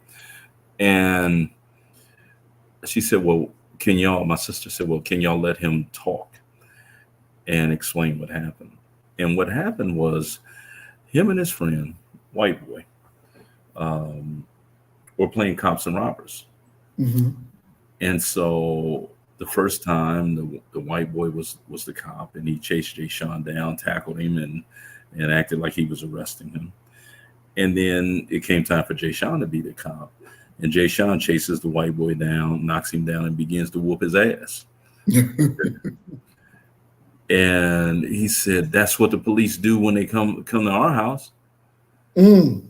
know, they tackle somebody and then they beat them. They whoop their ass. Mm. And the teacher said, "Oh my God, I didn't know." You know, blah blah blah. Well, that's what this incident right here has set forward. And that child, all the way through death, will never forget that, and will in every way pass that trauma on to her descendants, explaining to them not only what happened to her, how she felt, how you can never trust the police, how, you know, this and that, and God forbid, you know, let's be honest and let's call it what it is. This child is going to suffer from what they consider PTSD every time that she's around law enforcement officers, which means that she can't even go to a concert. She can't go to a bar and grill. She can't go to a bowling alley. She can't go to a movie theater without getting worked up, without having anxiety. You know, this is terrible. You know, it is reckless. It is a clear sign of not being trained correctly. It's a clear sign of low intelligence. You know, let's just call a spade a spade. There are some people who just ain't got enough sense to be allowed to carry a gun. Definitely. Doc, do you believe that this is the duty of a white race soldier to do this to Black children, Black people, doesn't matter how old you are? Do you believe this is part of their duty? This is part of, you know, what makes them them, what makes them human? If you want the outcome, everything has to be evaluated according to an outcome. If you want the outcome to be that you're on top for your entire life, then yeah, that's your duty. That's your duty. That's what it is. This is, once again, going back to what I was talking about, not being able to throw myself 100% in the let's lift up humanity club, that I got to save a lot for Black folk, because that's home. If the goal is the opposite of that, yeah, that's your duty to do that. And you can't tell me that y'all don't go and you know, when you're having drinks or whatever, and laugh about some of this shit. Yeah, she said, I didn't know what to do. I didn't know what to do. Well, your Black ass know what to do now, or not to do. Say that. They're having those conversations, man. Get the fuck out of here. You know, I was at a conference with despite what some people may think, I know, you know, one or two good white people, you know, John Brown being one of them, and then there might be another one on the face of the planet Earth somewhere. And I ran into one of my former colleagues, great guy, you know, respect him. And he was talking with another historian who I don't respect. Okay. And I don't like his ass. And I've told him that. In the conversation that I'm having with my colleague is interrupted with, we were talking about the job market and how my colleague was trying to get another gig and this and that, and how difficult it was. And this one that I don't like chimes in and he says, all you gotta do is grow your hair out a little, cut your hair down real low a little bit, and, you know, get a tan, and then you get a job real easy over there where I'm at. Now, this is a man who teaches at a HBCU, has been there for 30, 40 years. Okay, written books about Black folk. And my take of that is that, see, his age has removed his ability to recognize when he should say things and when he should not say things. You know, and my colleague was like, nah, go on with that and this. But there's still a part of me that has to say and recognize what they talk about. They talk like this when I'm not around. Because he just went into that verse, that conversation without at the wrong time and what have you. So they talk about this, it's a part of, they relish in this, and they think that they can rule by fear, but the truth of the matter is that You know, there's a reason to kick an old man down the stairs. You just might not want to do it. Just as there's a reason to exert extreme physical harm against law enforcement officers under the right circumstances. You know, everybody ain't afraid of y'all. Mm-hmm. Mm-hmm. Definitely. You know, Tranquil says, and welcome Tranquil to the program. And a clear sign of utter disgrace for the humanity of the community members they are to protect and serve. Should that, Doc, our understanding of the police to protect and serve, should we see that a different way when it comes to our interaction with them? The best I can give them is neutral. Their history is so daunting, so disappointing, so dangerous, so destructive that I can't start them off on 50% trust. I got to start them at 0 and neutral, because you don't know what you're going to get. You know, I had a very good friend who was actually pulled over for a traffic ticket, and she had her 3 children in the car. And you know, she drove down the road until she got under a spotlight, under a street light, and pulled over. Had heard that that's what you should do because she dated an officer, and a white officer jumps out their car and cussed her black ass out. Okay, you know, you don't go until you want to stop. You stop when I tell. And she said, "Listen, hold on, let me step out." And she said, "I don't want you talking like that in front of my children, because I've raised them to respect law enforcement officers, and you're undoing everything that I've ever taught them to do, to be obedient, to survive any interaction with you." And she said, just like snap of the fingers, his whole demeanor changed. Oh, I'm so sorry, I didn't know, and I blah blah blah. Well, see, that's not a person who should be roaming our communities with a gun. And that's how we need to start looking at it. That you have a bunch of monster men who are roaming our communities with guns, okay? And the onus is upon them to make us comfortable, not upon us to appease them and make them comfortable. You know, I believe that, and Malcolm talks about this in the autobiography of Malcolm X, I believe that you should not be allowed to patrol a community that you don't reside in, because you need to know those that you are patrolling. You need to know who the hellions are. You know, if nothing else, you need to know who the children are, because if a child comes up lost or whatever, how do you not know where that child belongs? That's community policing. That's what needs to be occurring. You know, this whole thing of hiring stormtroopers to come into the Black community and to control it through you know, violence and what have you. You know, that needs to end. And yet I say that at the same time, recognizing that you have that 15 to 20% within our community who may need to be tuned up a little bit. But that doesn't apply to everyone, let alone our children and our babies. You handcuffed a 10-year-old. Are you crazy?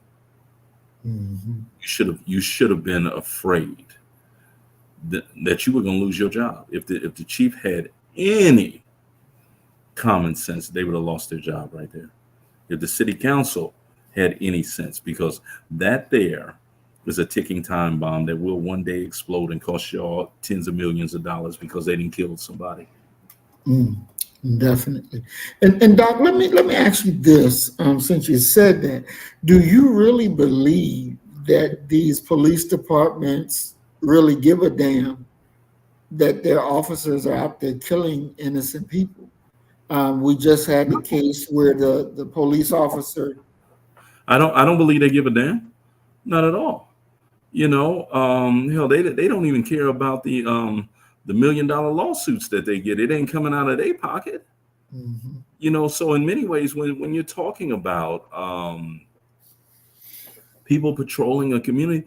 You shouldn't be allowed to patrol a community that you don't live in, and you damn sure shouldn't be allowed to administrate a community that you don't live in. Mhm. There's a whole lot of conflict that can be worked out just by a familiarity with each other. There's a brother. He was one of my favorite students named Shay, and we ran into each other at, of all places, Kroger. Okay, anybody that knows me, I love a good deal. So at about 8:15 p.m., between 8:15 and 8:20, and I'm letting y'all know a part of my game. Okay, Kroger's will take their rotisserie chicken and they will set them out, and it will be half off, if not 75% off. They're trying to get rid of the bird. Okay. Now, I'm sitting here, I'm talking with my student. I'm waiting for that 8:15 to hit. I see the lady preparing the leftover chicken. She's getting ready to put it down.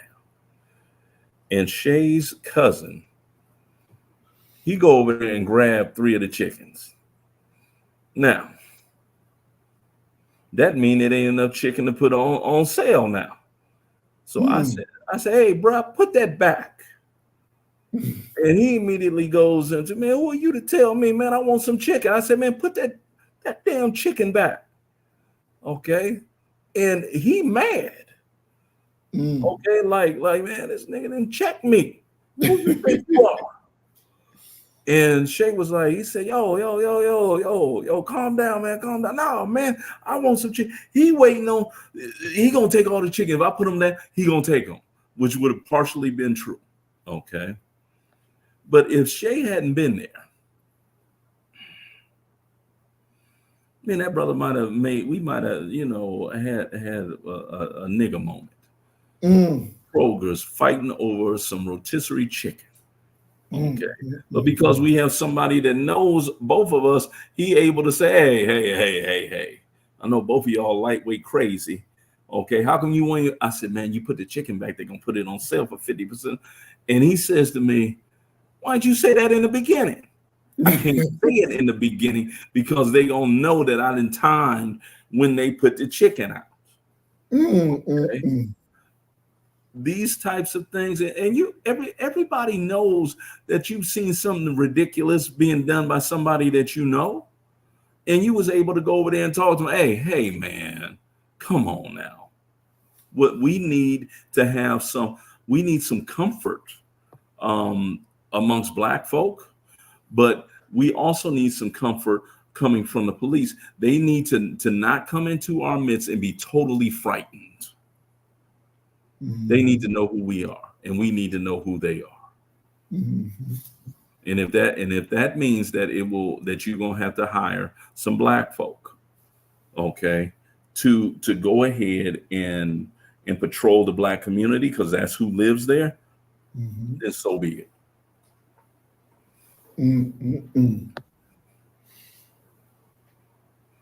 No, you can't wait till tomorrow. No. It doesn't work that way.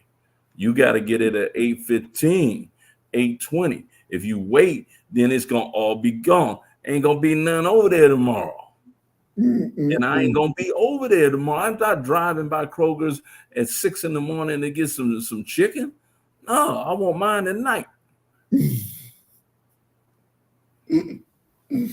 Definitely. And so we're going to go and we're going to look at this next video, and we'll see what we get out of that.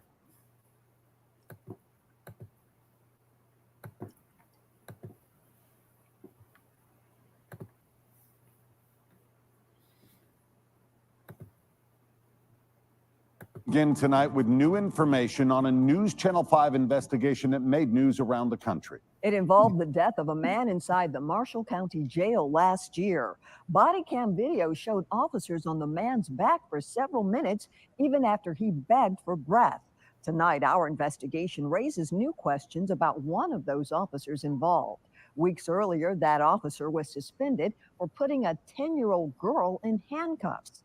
Investigative reporter Ben Hall dug into what happened, and we need to warn you, some of this video is disturbing.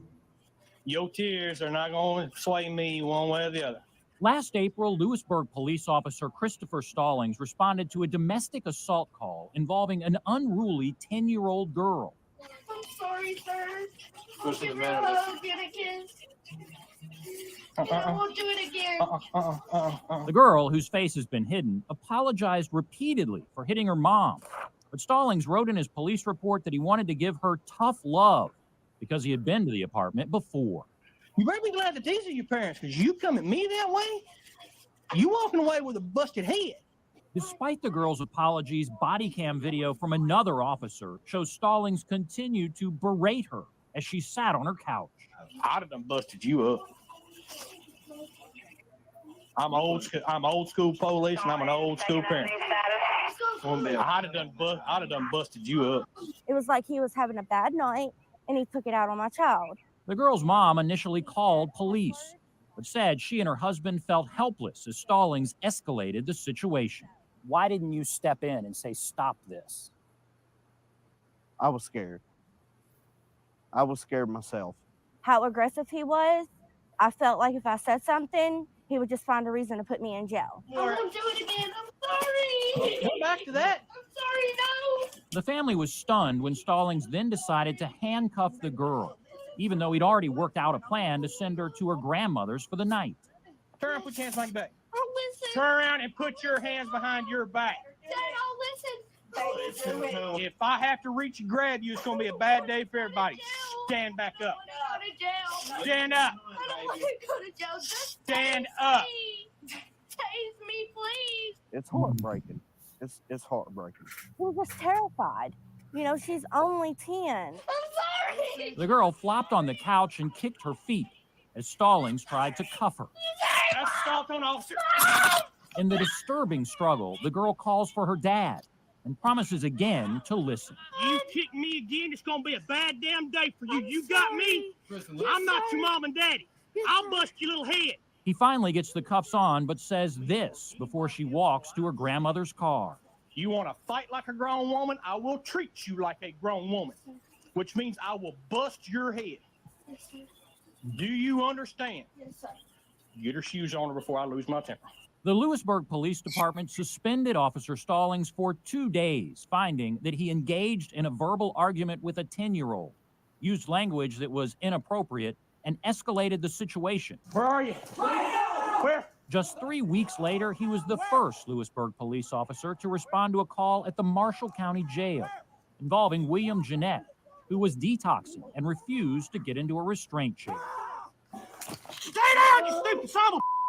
After Jeanette was handcuffed and on his stomach with leg restraints, he repeatedly stated he could not breathe.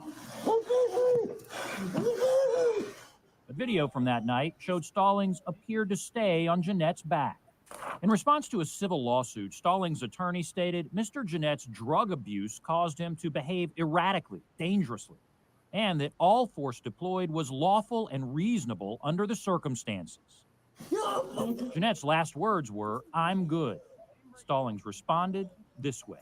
Oh, you ain't good. You gonna lay right there for a minute.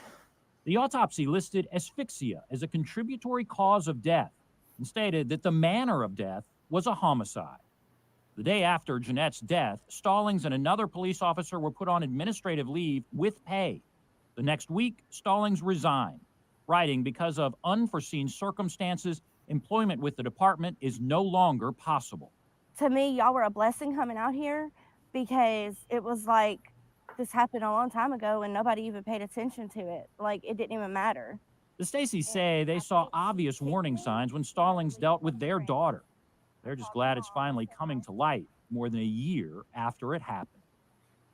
Stallings now works at the Mount Pleasant Police Department. The chief there called him their top applicant. Stallings' attorney said he could not comment because of a pending lawsuit. A grand jury looked into the Jeanette case but did not bring criminal charges against any of the officers. Ben Hall, News Channel 5, investigates. All right.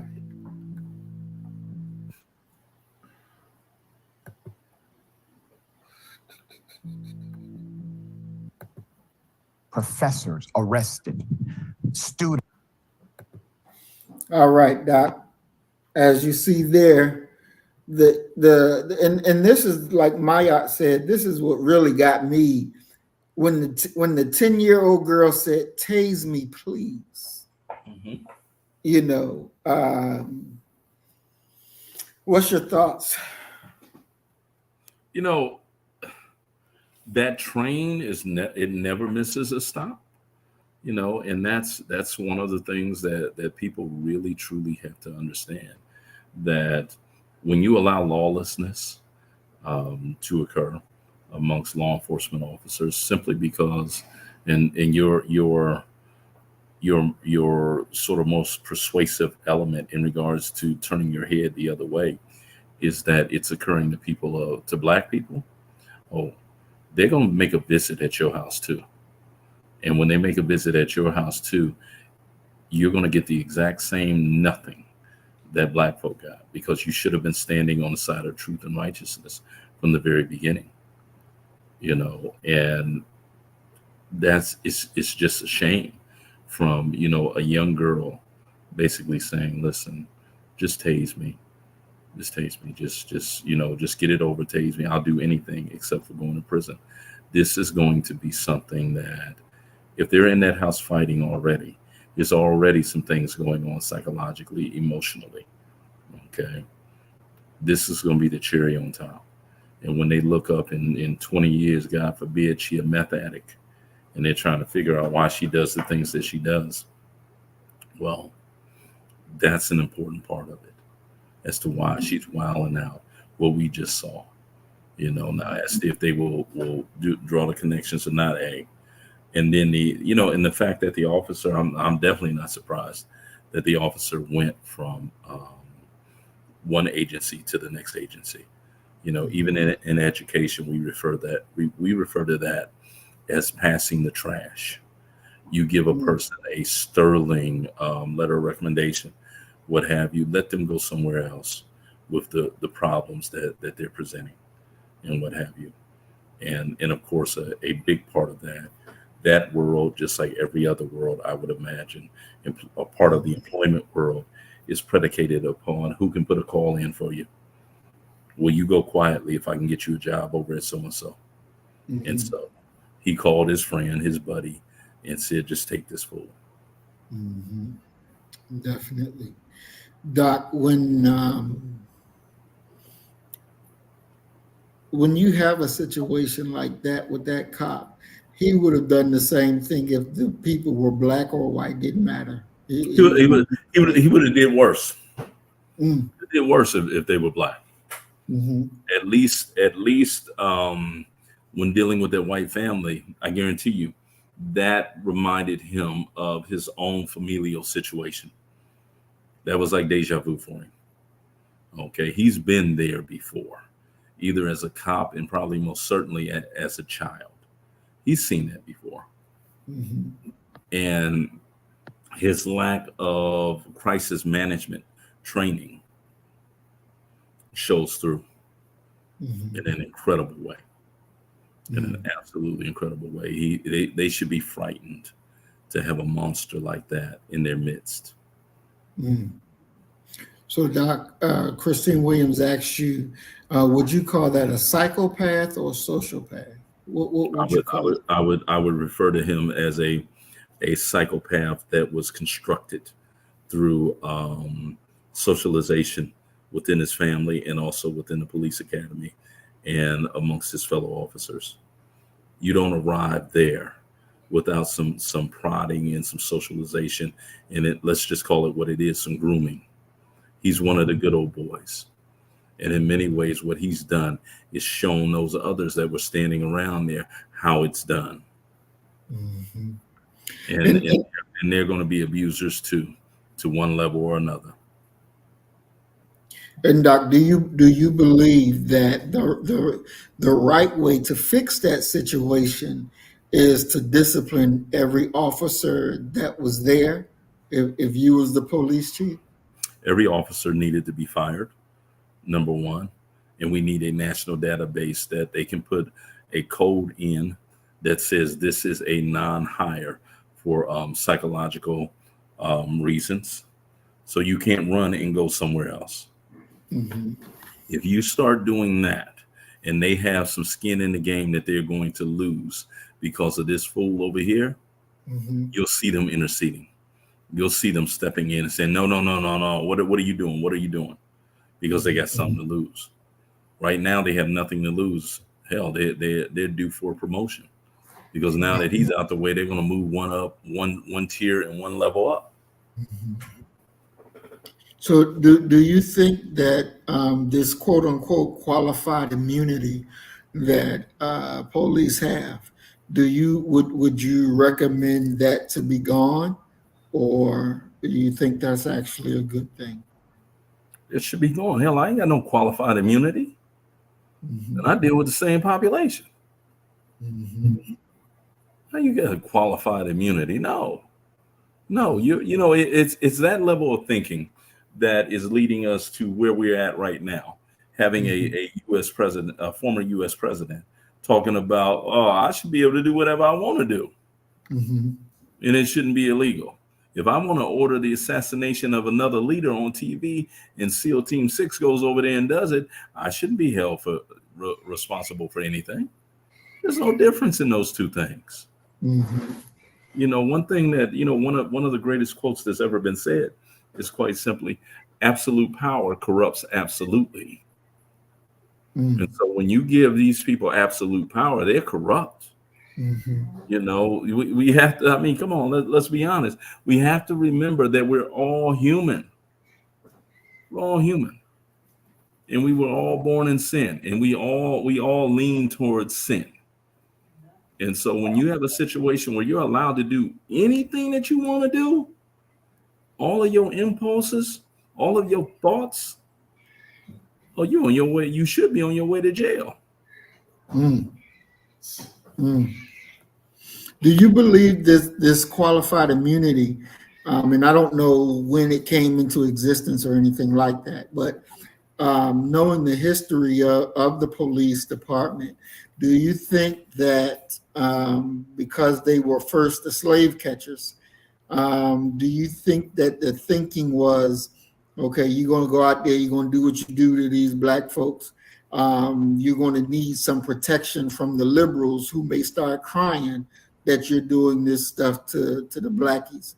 Do you think that was a part of their thinking for this qualified immunity garbage? Well, I mean, you know, the thinking behind qualified immunity has to you know, to trace it and understand it, you have to really look at who do they serve. And they serve those who are the elite and the property owners. And it's not just allowing them to go against black folk.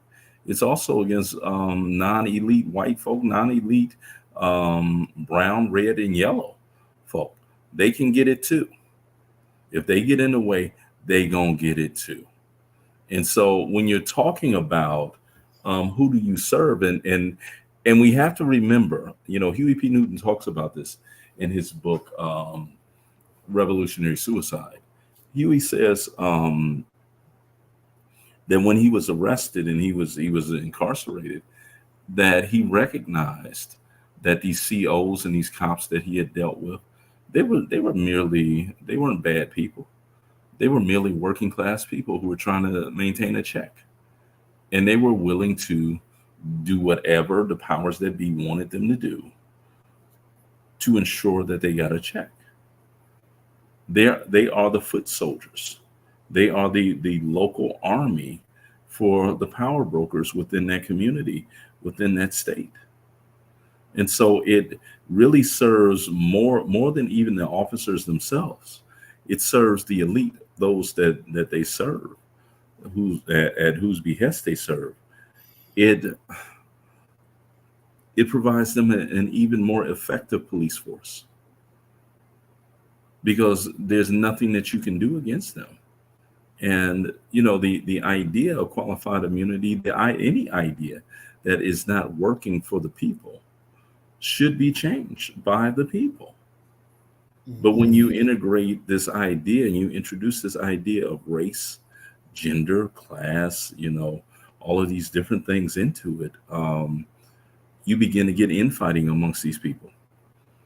And what white America has historically said is, we don't want that for us, but you can give it to the black folk. Excellent. And who was that? Earth Angel Remix says that it seems more people are sheeple these days. Do you think that it's this type of behavior that makes them more applicable to be sheeple these days, or do you think it's just something that's there? It's a survival tactic. Okay, that's what it is. Go along to get along. If they ain't whooping on my head, then I'm sorry that happened to you, but I'm gonna go along to get along. And the most activist thing that most people are ever going to do is stand outside and yell, or maybe carry a sign. They're not going to truly get involved in the 24/7, 365 political process. They're simply going to have an emotional outburst, which allows them to calm themselves down and feel as if they actually did something. But the idea of staying out the way is omnipresent. If you don't stay out the way, that's going to be you. You're going to be the next George Floyd. Okay, you're going to be the next Tamir Rice. You're going to be the next Sandra Bland. If you don't learn how to stay out the way. And that's the message. And that you would like to say that it applies to all Americans, but the truth of the matter is that it applies to poor folk. Because you got to remember, OJ didn't die in jail. Had enough money to get out. Exactly. Even with the father, when the news reporter asked him, well, why you didn't do anything? And he says, I was scared. So, with some people, I'll say some people, it's definitely not with you and I, their fear of whoever it is stops them from protecting their own child. Yeah. So the love that they. But wait a minute. Hold on. Could he have interpreted that moment as standing down was protecting his child? Because this fool is going off. And quite simply, if I try to intercede, you know what? I'm tired of this. I'm going to just grab her and I'm going to take her to jail.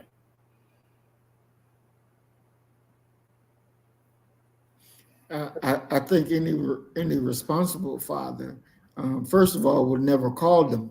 Then even if you're trying this quote unquote scare tactic, so you can't include him in responsible fathers then. You get what I'm saying? You can't apply the rules and the thoughts of what a responsible father would do just by virtue that he called the police to be able to maintain and control his home. He could have very well grabbed that child and physically forced her to do what he wanted her to do. He has the physical strength to handle a 10-year-old.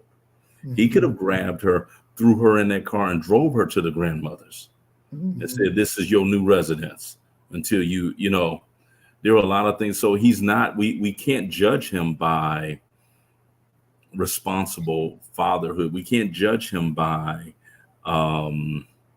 what we would have done, what's reasonable, what's sensible, and what have you. You just simply can't, because he has a different background. He is a different, one could argue that he's been broken way before this moment by the police. And he sees the police as the ultimate power in his house, in his world. So call the police. They can come in here and handle it, because I can't. He's not a responsible father. Wow. You know, you remember the story we talked about? It was from years ago, but I had came across a post on Facebook, and I went to go look for the sister who it was done to. She was a black girl, 13, 14. And she was in her nightrobe. You know, everybody was up for school, getting stuff done. And the parents sent her outside to hit the power box, you know, to flick the power box. She goes out there in her night clothes and stuff to flick the power box. Police roll up on her, trying to take her to jail, says she was a prostitute.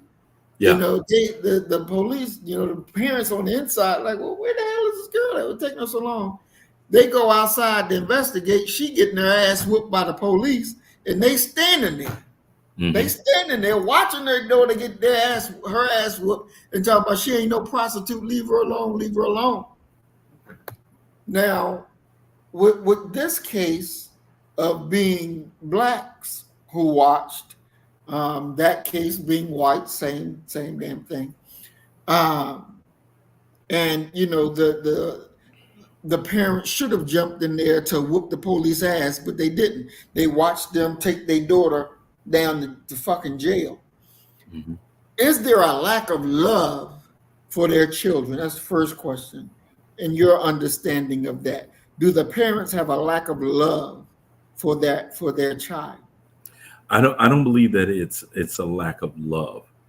I believe it's an inability to be courageous, to stand on your square, and to have a moral position of, no, this is wholly unacceptable for us.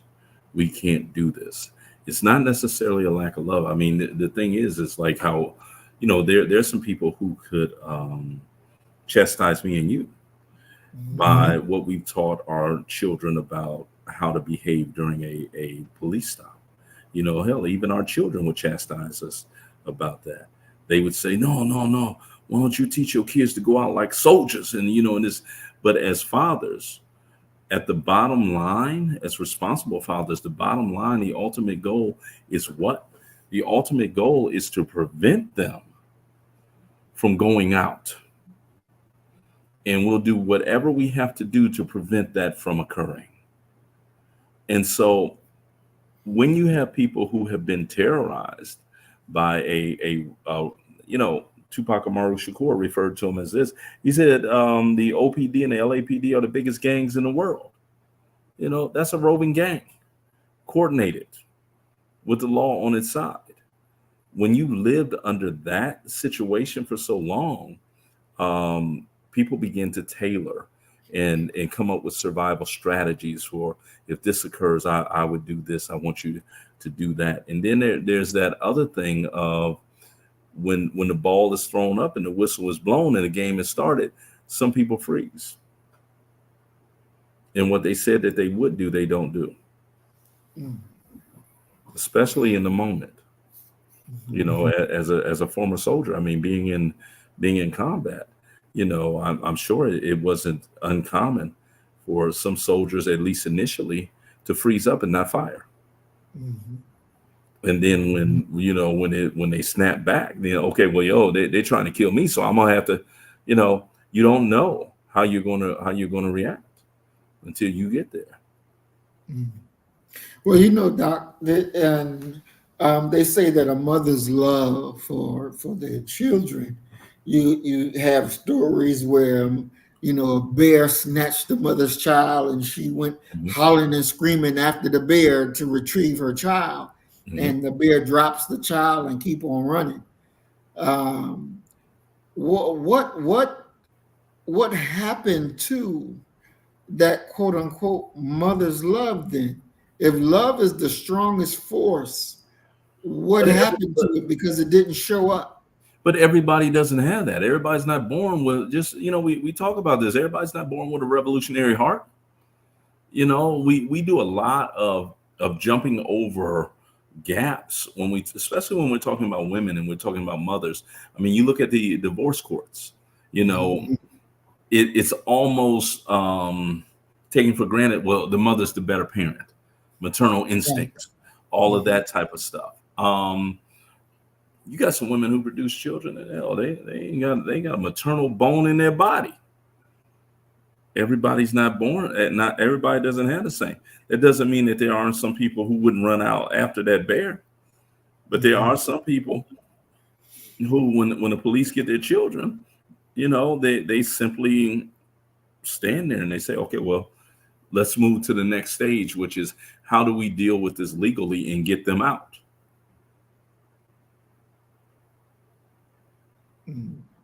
How do you extract your child from the hands of the police? How do you do that? What's the best way to do that? And running up there and beating the shit out of the police ain't gonna get it done. All y'all going to jail. And now y'all going, instead of needing 1 or 2 lawyers, y'all gonna need 7, 8 lawyers.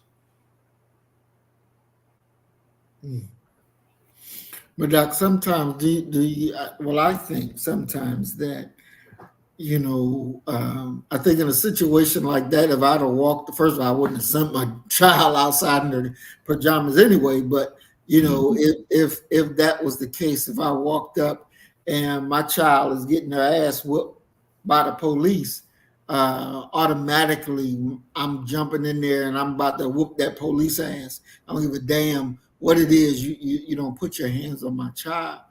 That spirit has to be activated in Black people's lives, that we will go out and do what needs to be done for our children, for our women. I think even for us now, continually to say that, and even this statement I'm about to say really should be edited, because it's not totally correct, where it says that, the Black woman is the most disrespected and unprotected woman on the planet. Yeah, that's Malcolm's quote there. Yeah. But it needs to be. They're using that quote like white folk use, all people should be judged by the content of their character, the color of their skin. That ain't what he meant. But go ahead. Right.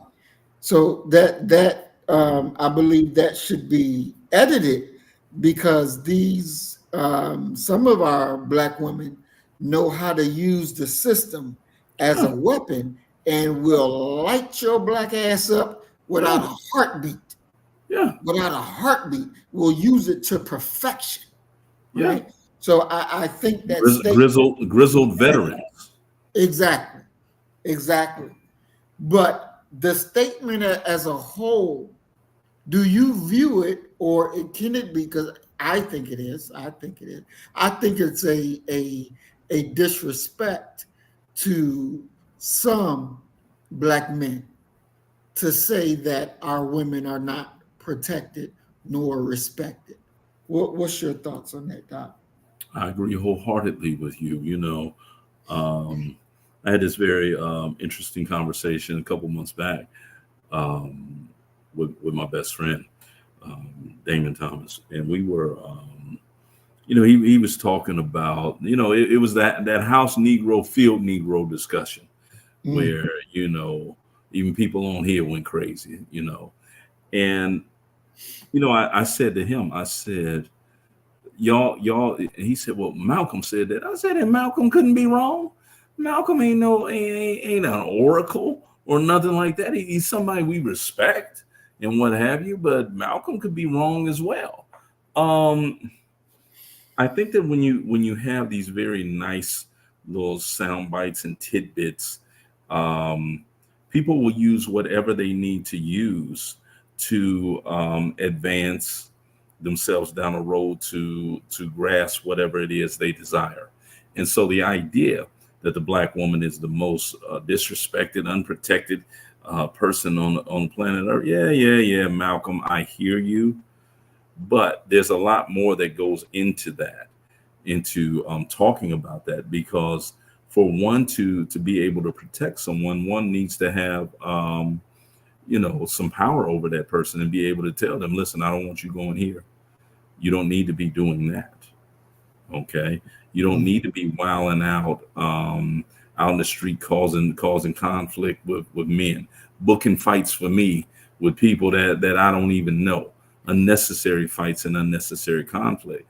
So you have there's a lot more that goes with that. You know, I'm sure that you have people in your life that if they were to call you and to tell you, well, somebody molested my daughter, okay, your grandchild, well, you know what needs to happen now.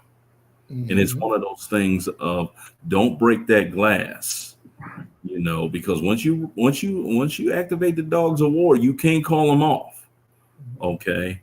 And so you're looking at a situation where some individuals who are out here wilding out, acting in an unrighteous manner, and then they run home and get their daddy and their brother in X, Y, and Z because they didn't quote unquote been disrespected. Well, you didn't conduct yourself in a respectable manner. And you ran out here begging somebody to you know have some conflict with you, and you finally met your match. And unfortunately, now your daddy, now your brother's got to go over there and try and deal with this wild fool who may very well pull a gun out and kill everybody.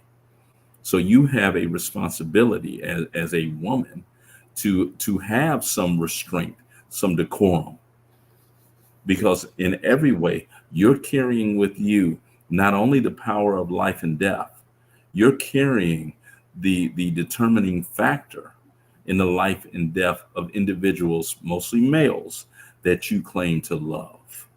And that's a hell of a power to have and to not be using in a righteous way. Doc, I want to look at the comment Maya made when she says, "Oh, talking about that chicken." no, not that one. Okay. She says, gentle parenting going to have a lot of these children in handcuffs at some point. What's your thoughts on that? Should Black people be these gentle giants? I don't. I think that gentle parenting is an oxymoron. Parenting, the absence of parenting, is going to have a lot of these children in handcuffs at some point. Your parents, as a parent, that's not your friend. That's not a little homie that the Lord bless you with that's going to hang out with you in X, Y, and Z. The natural circle of life and cycle of life is quite simply that I'm preparing you to live in this world without me.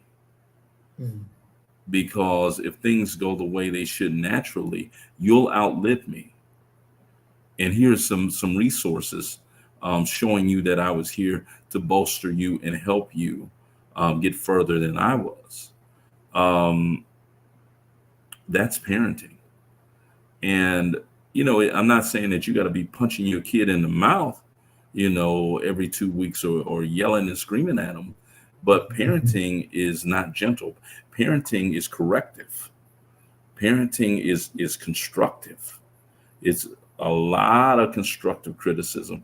And it's also painful for parents because when you ain't getting it, okay, I'm going to have to let them go and bump their heads for a little bit. And maybe they can figure it out and what have you. My father, you know, I was closest with my mother. My father, you know, we really ain't that close to this day because my father loved me to be the man that he knew I needed to be to exist when he was gone. Thank God my father is still here. My mother is going on to glory, but my father is still here. But I can tell you, when I heard this statement, that I knew that he was pissed about something. And it would come mid-conversation, and the statement is, I'll tell you what, if you hear that, he mad. And he getting ready to show you why they called him Buck when he was younger. Okay. That's what it is. The absence of parenting. You don't get to do everything that you want to just do in the world. You just don't. And that's got to be one of the basic principles, You know, the worst thing that a parent can do is to give their child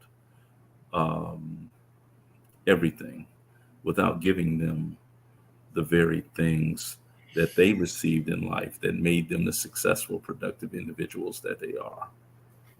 The idea of, I'm gonna get them this, I'm gonna get them that, I'm gonna get them. Well, what are you instilling in them that can allow them to go past where you are at in your life? And if you're not doing that, I guess you're doing what my aunt refers to as gentle parenting. Baby, these lawnmower parents. I was at a conference and somebody said, y'all think that lawnmower parent is bad? You wait till you meet the helicopter parent who is above the ground and they dropping bombs on anything that they think could be disruptive to the nirvana that they desire for their children. Wow. So Maya said, I just heard about gentle parenting by White people parenting. Well, we can definitely see the results of white people parenting. I watch American Greed, and I was looking at this when I'm driving in the car. I have my little phone up and have a documentary or something playing, and they were talking about the bling ring. And it was these two white kids who had recruited all these people to break into stars' houses. If they were at an award show or giving a concert somewhere, they knew they wasn't at home, and they would go into their houses and they stole $80 million in property. Okay, wow. Yeah. And the girl, there was two principal individuals and this is how white parenting works. The girl was in Hollywood movies or some type of reality show or something like that. She had some fame and renown. Her mother was a former Playboy bunny. And the judge sentenced her to 12 months. Okay. She was out in 30 days. Now that's white parenting. It's just that for black parenting, if we can use that term, we have a understanding that if our children go even to state prison, you might as well consider that a federal sentence because they're gonna do day for day. They ain't getting out early, and because there are levels and moments that you can get into as a black person that there's no black person alive and willing to help get you out of it. They ain't got them connections. They ain't got that power. They're going to lock your butt up, and that's just what it is. And in saying that, it provides me an opportunity to say one of the other things beyond I'll tell you what that my father would say to me. He always said, boy, don't get so far out there that I can't get you back. And that's got to be one of the central things that black parents tell their children. Look at who's it? Slim Thug. All the money they got, and they can't get out that trouble. He's still up in court on a daily basis, and hoping that that they don't talk to Gunna again. My man, who's the Charleston White? He said, right. yeah, gave him the right name, Gunna Tail.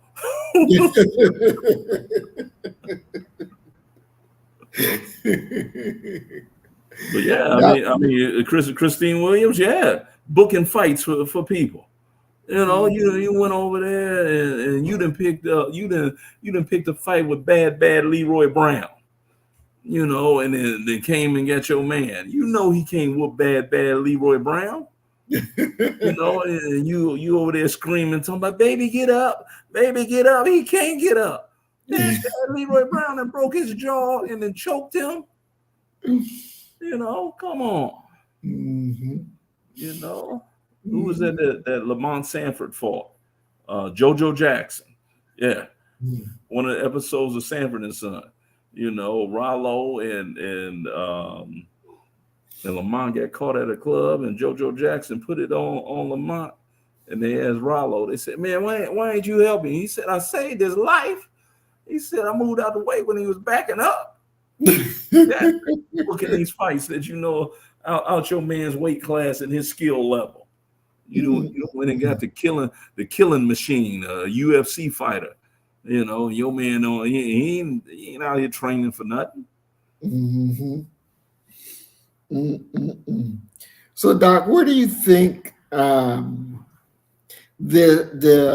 turn in parenting came in, where Black parents wanted to be more your friend than to be your parent? Can you kind of point to the time when we made that turn, and then what promoted us to make a turn like that?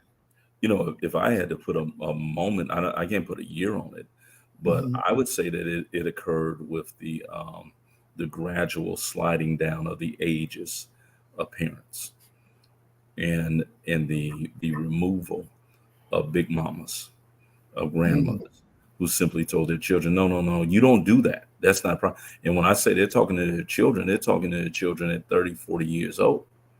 Okay. But now you have a situation where, and everything has to go everything should go according to stages in life. It's one of the reasons why I find it so ridiculous to see a 50, 55-year-old man talking to a 25-year-old girl. You're not at the same stage of life. What it is that she should be about right now, you should be past that.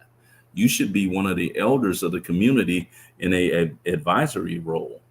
And you around here trying to buy some Air Force Ones in a jean jacket to fit in, you know, with the young folk falling asleep at the movies and shit.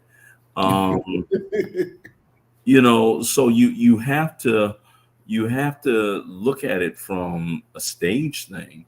And we've gotten to the point, and this is really something, with the proliferation of single female-headed households. If a woman gives birth at 15 and her child repeats that same cycle, she can be a grandmother at the age of 30. She can be a great grandmother if it's repeated again at the age of 45, a great grandmother at the age of 60. And when you have a culture that is causing people to believe that their teen years and their 20s is for hot girl summers, to waste that time in many instances, just out here, quote unquote, trying to find yourself and have fun. It's predictable that you're going to end up with a situation where those lines, they're not even blurred anymore. You know, well, shoot, she an adult, you know, come on, you know, let's, you know, boom, boom, boom, boom, boom. Because you don't have that base structure anymore within your community of people being able to say, yo, no, we don't do that. We don't hang out together. We don't drink together. We're not friends. Okay. We don't have, you know, for a certain segment of our population, we don't have that anymore. It is still present amongst more successful and educated and refined people who have developed into full-blown adults. But amongst some other people, their mentality and their worldview never gets past the age of 19, if that old. So they don't see it. They don't see a problem with that right there. There are no expectations, and in many ways, what you're talking about is the loss of how we made it over, being replaced by a dysfunctional culture that has mistaken technological advances with humanity and human advances, and those are two very, very, very, very different things. Maya says that her friend put her daughter on birth control at 12. Is that, you know, the sly way of giving her okay to have sexual intercourse? Because a lot a lot of parents are doing that these days. Mhm. I don't think that it's the sly way of doing it.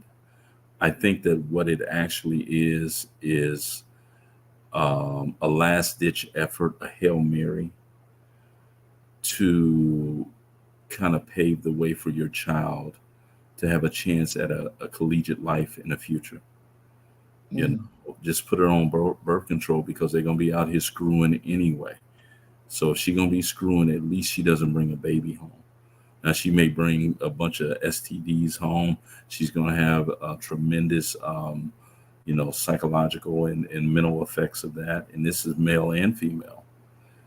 And it's going to, especially for females, it's going to make it very difficult for her to bond with a man. Because you have, as Juanita Bynum used to talk about, no more sheets. You got so many sheets on you. You've been in so many beds. Mhm. But it's a sign of the times where children are running rampant, where children are heard and seen now. There was a time where when grown folk was talking, children didn't speak. They weren't even in the room. So that's an issue, brother. That's an issue. Wow. This is something interesting that happened at work the other day.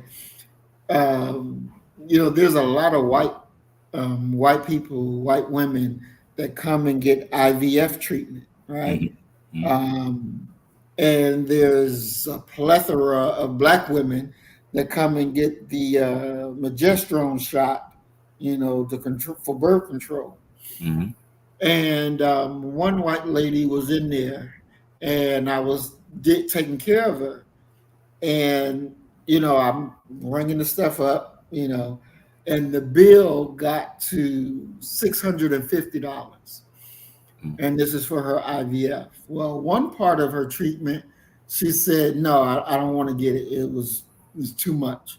It was only $118 more. But she didn't want to get it. And it was a central piece that go with the IVF. But she didn't get it.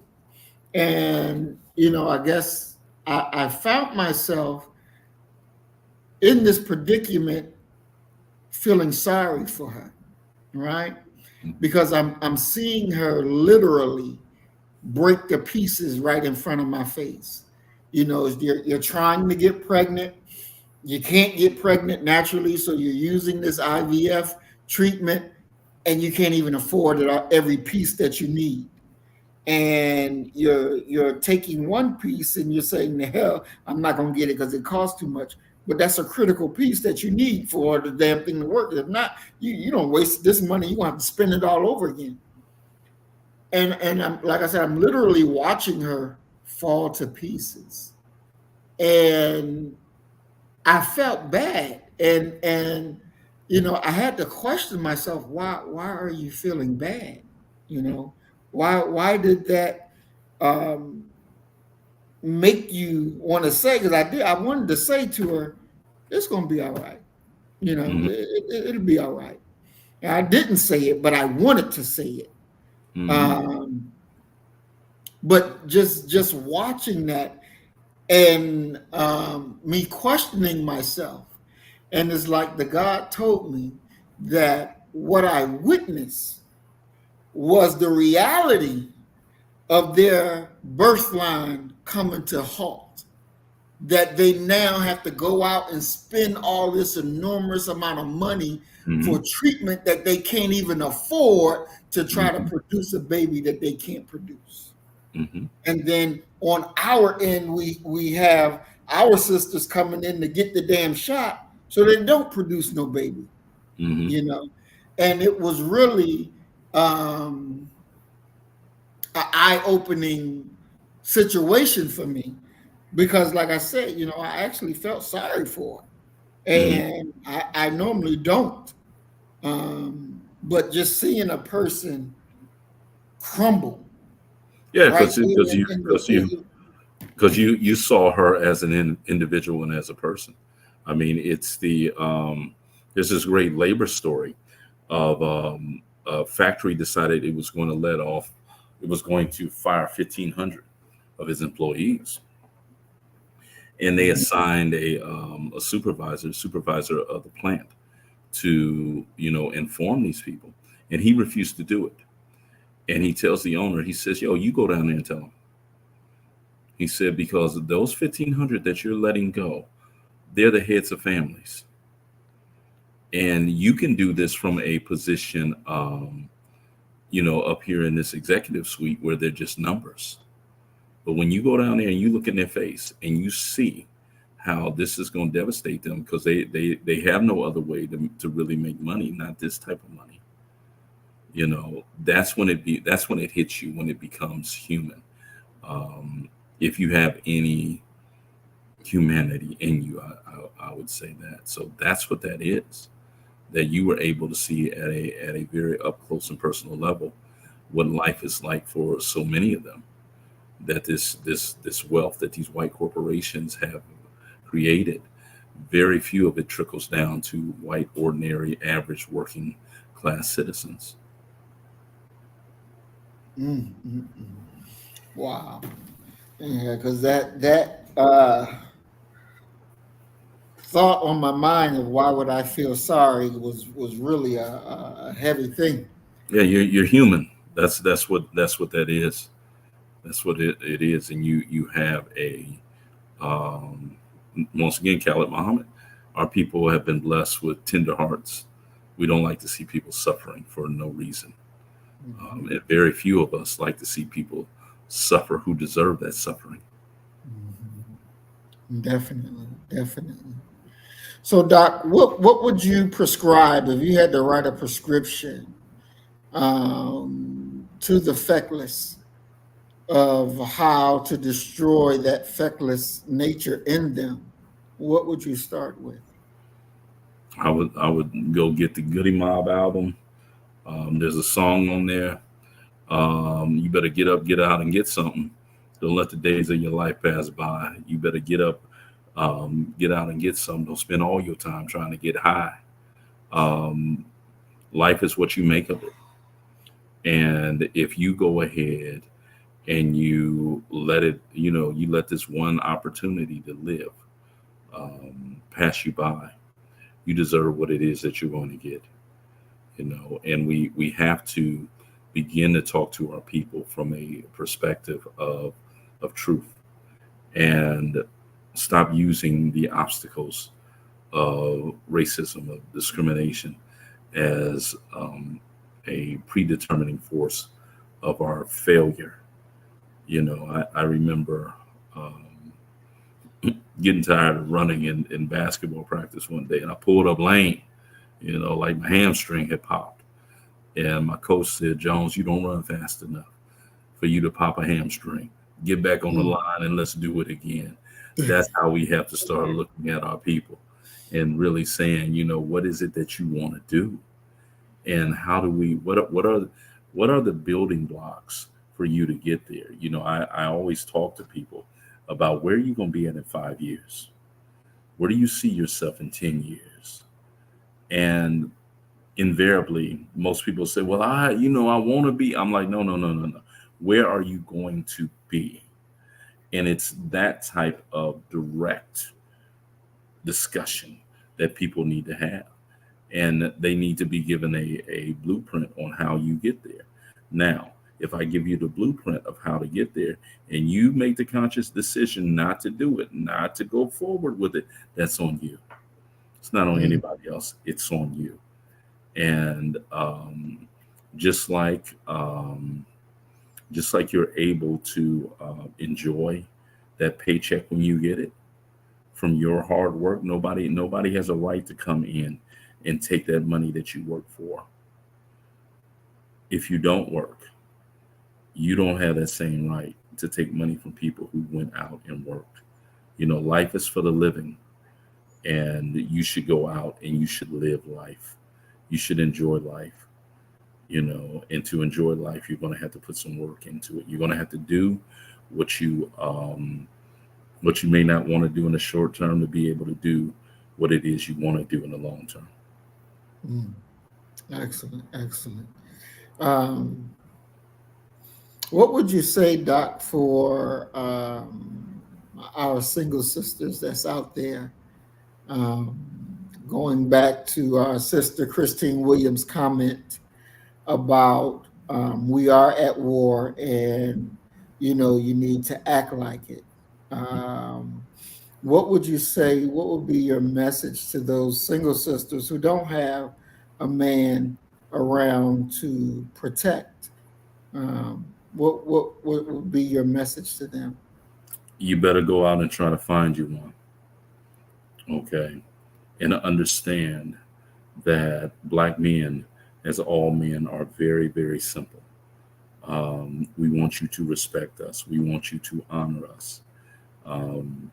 Divorce yourself from that one, that Black woman misery stage play. Ain't nobody trying to deal with that. If a man puts his heart, and when I say a man, I'm not just talking about any man. I'm talking about a gainfully employed man. I'm not talking about a brother that is necessarily making six figures or what have you. Evaluate people upon their heart and their intentions. And, to just put it very simply, like who like you. And don't worry about what those around you are going to say about this person. Okay? He may very well be a blue collar worker. That's fine. That's who we are as a people. Okay? We're workers. Find someone who loves you, who's trustworthy, and you love the hell out of them and embrace them and accept them. Because you ain't all that, trust me. All right. And let me say this again also. Mm-hmm. What we need above and beyond everything else are functioning, stable Black families. Mm-hmm. That's what we need. Period. Mm-hmm. Definitely. Doc, you've quoted Huey P. Newton several times when you said that if you're revolutionary, then you're going to die. I don't remember the quote. The revolutionary is a doomed man. Right. How would you say that, but say it in a way that would make them run to be revolutionaries instead of running from it? Well, I mean, I would combine what Huey said about the move one grain of sand is to change the world. It is a revolutionary act in a nation of white supremacists for you to be a father, for you to be a husband. That's a revolutionary act. That's moving Black folk forward, okay, in a major way. And recognize that as a father, you're in many ways a doomed man in that case as well. Because if you do your job well and you prepare your children to go ahead into the world, to be successful and to pursue whatever dream God put inside of them, you're not really going to be needed later. You know what I'm saying? And you're going to be disrespected because, Father's Day is, people can't tell you when Father's Day is. They can tell you when Mother's Day is. You're going to have to be self-sacrificing. You're going to have to understand that an important element of manhood is going to be self-sacrifice. You're going to have to, in many ways, slay yourself repeatedly, but understand that you need to have your fuel being the taking care of and the flourishing and advancement of those that you sacrifice for. That has to be your fuel. You're not going to get many material things, but to see your family being taken care of, to see the respect, and then to hopefully one day live long enough to hear a little person that resembles you call you Paw, or Pop. That's what it's all about. It don't get no better than that. Mm-hmm. And also get you a dog too. That'll help you. Is there anything greater than family? No, Not on this earth. Not on this earth. Not at all. And regardless of how you got to piece this family together, because you got to remember, even during the days of chattel slavery, with our people, especially children being sold off, we expanded our understanding of family past blood relations and DNA. We have fictive kin. Keep that going. Embrace people, love people, accept people. Okay. And one of the worst things I ever experienced, I was a member of Wheeler Avenue Baptist Church, and after one of the services, the pastor, he asked for all of those who were families of one to stand up. And it dawned on me that there are people on the face of this earth who don't have anyone that they are genetically related to. They are in many ways familyless. And you think about all the events, you think about all of the Saturday barbecues, you think about all the things that you do with your family. They don't get to go or experience any of those unless someone has extended their understanding of family to a level of fictive kin. Okay. So, there's not on this earth, there's nothing greater than family. Definitely. Thank you, Doc. We are 36 minutes over time, but it was definitely worth it. Somebody over here dozing. Brother that worked all day. Liz done got heavy on us. What do you want to say for your closing comments, Doc? Just love you all, and I'll be here. I'll be here Sunday in one form or another. I was there last Sunday, and I saw some Negro people attacking a black woman like wildebeest. Just inexplicable. Earth Angel, Mayat, Tranquil, with her comment about, is this a Susu? I was truly undone, bothered, wondering what in the world was going on. I had never seen y'all act like that before. Smashing black dreams. We're trying to get this acreage together.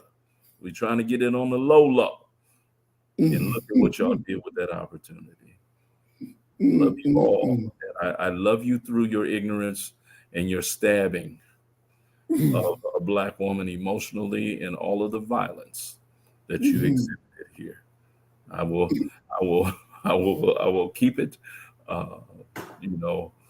close to my spirit to try to have the good Lord uplift you ignorant people. And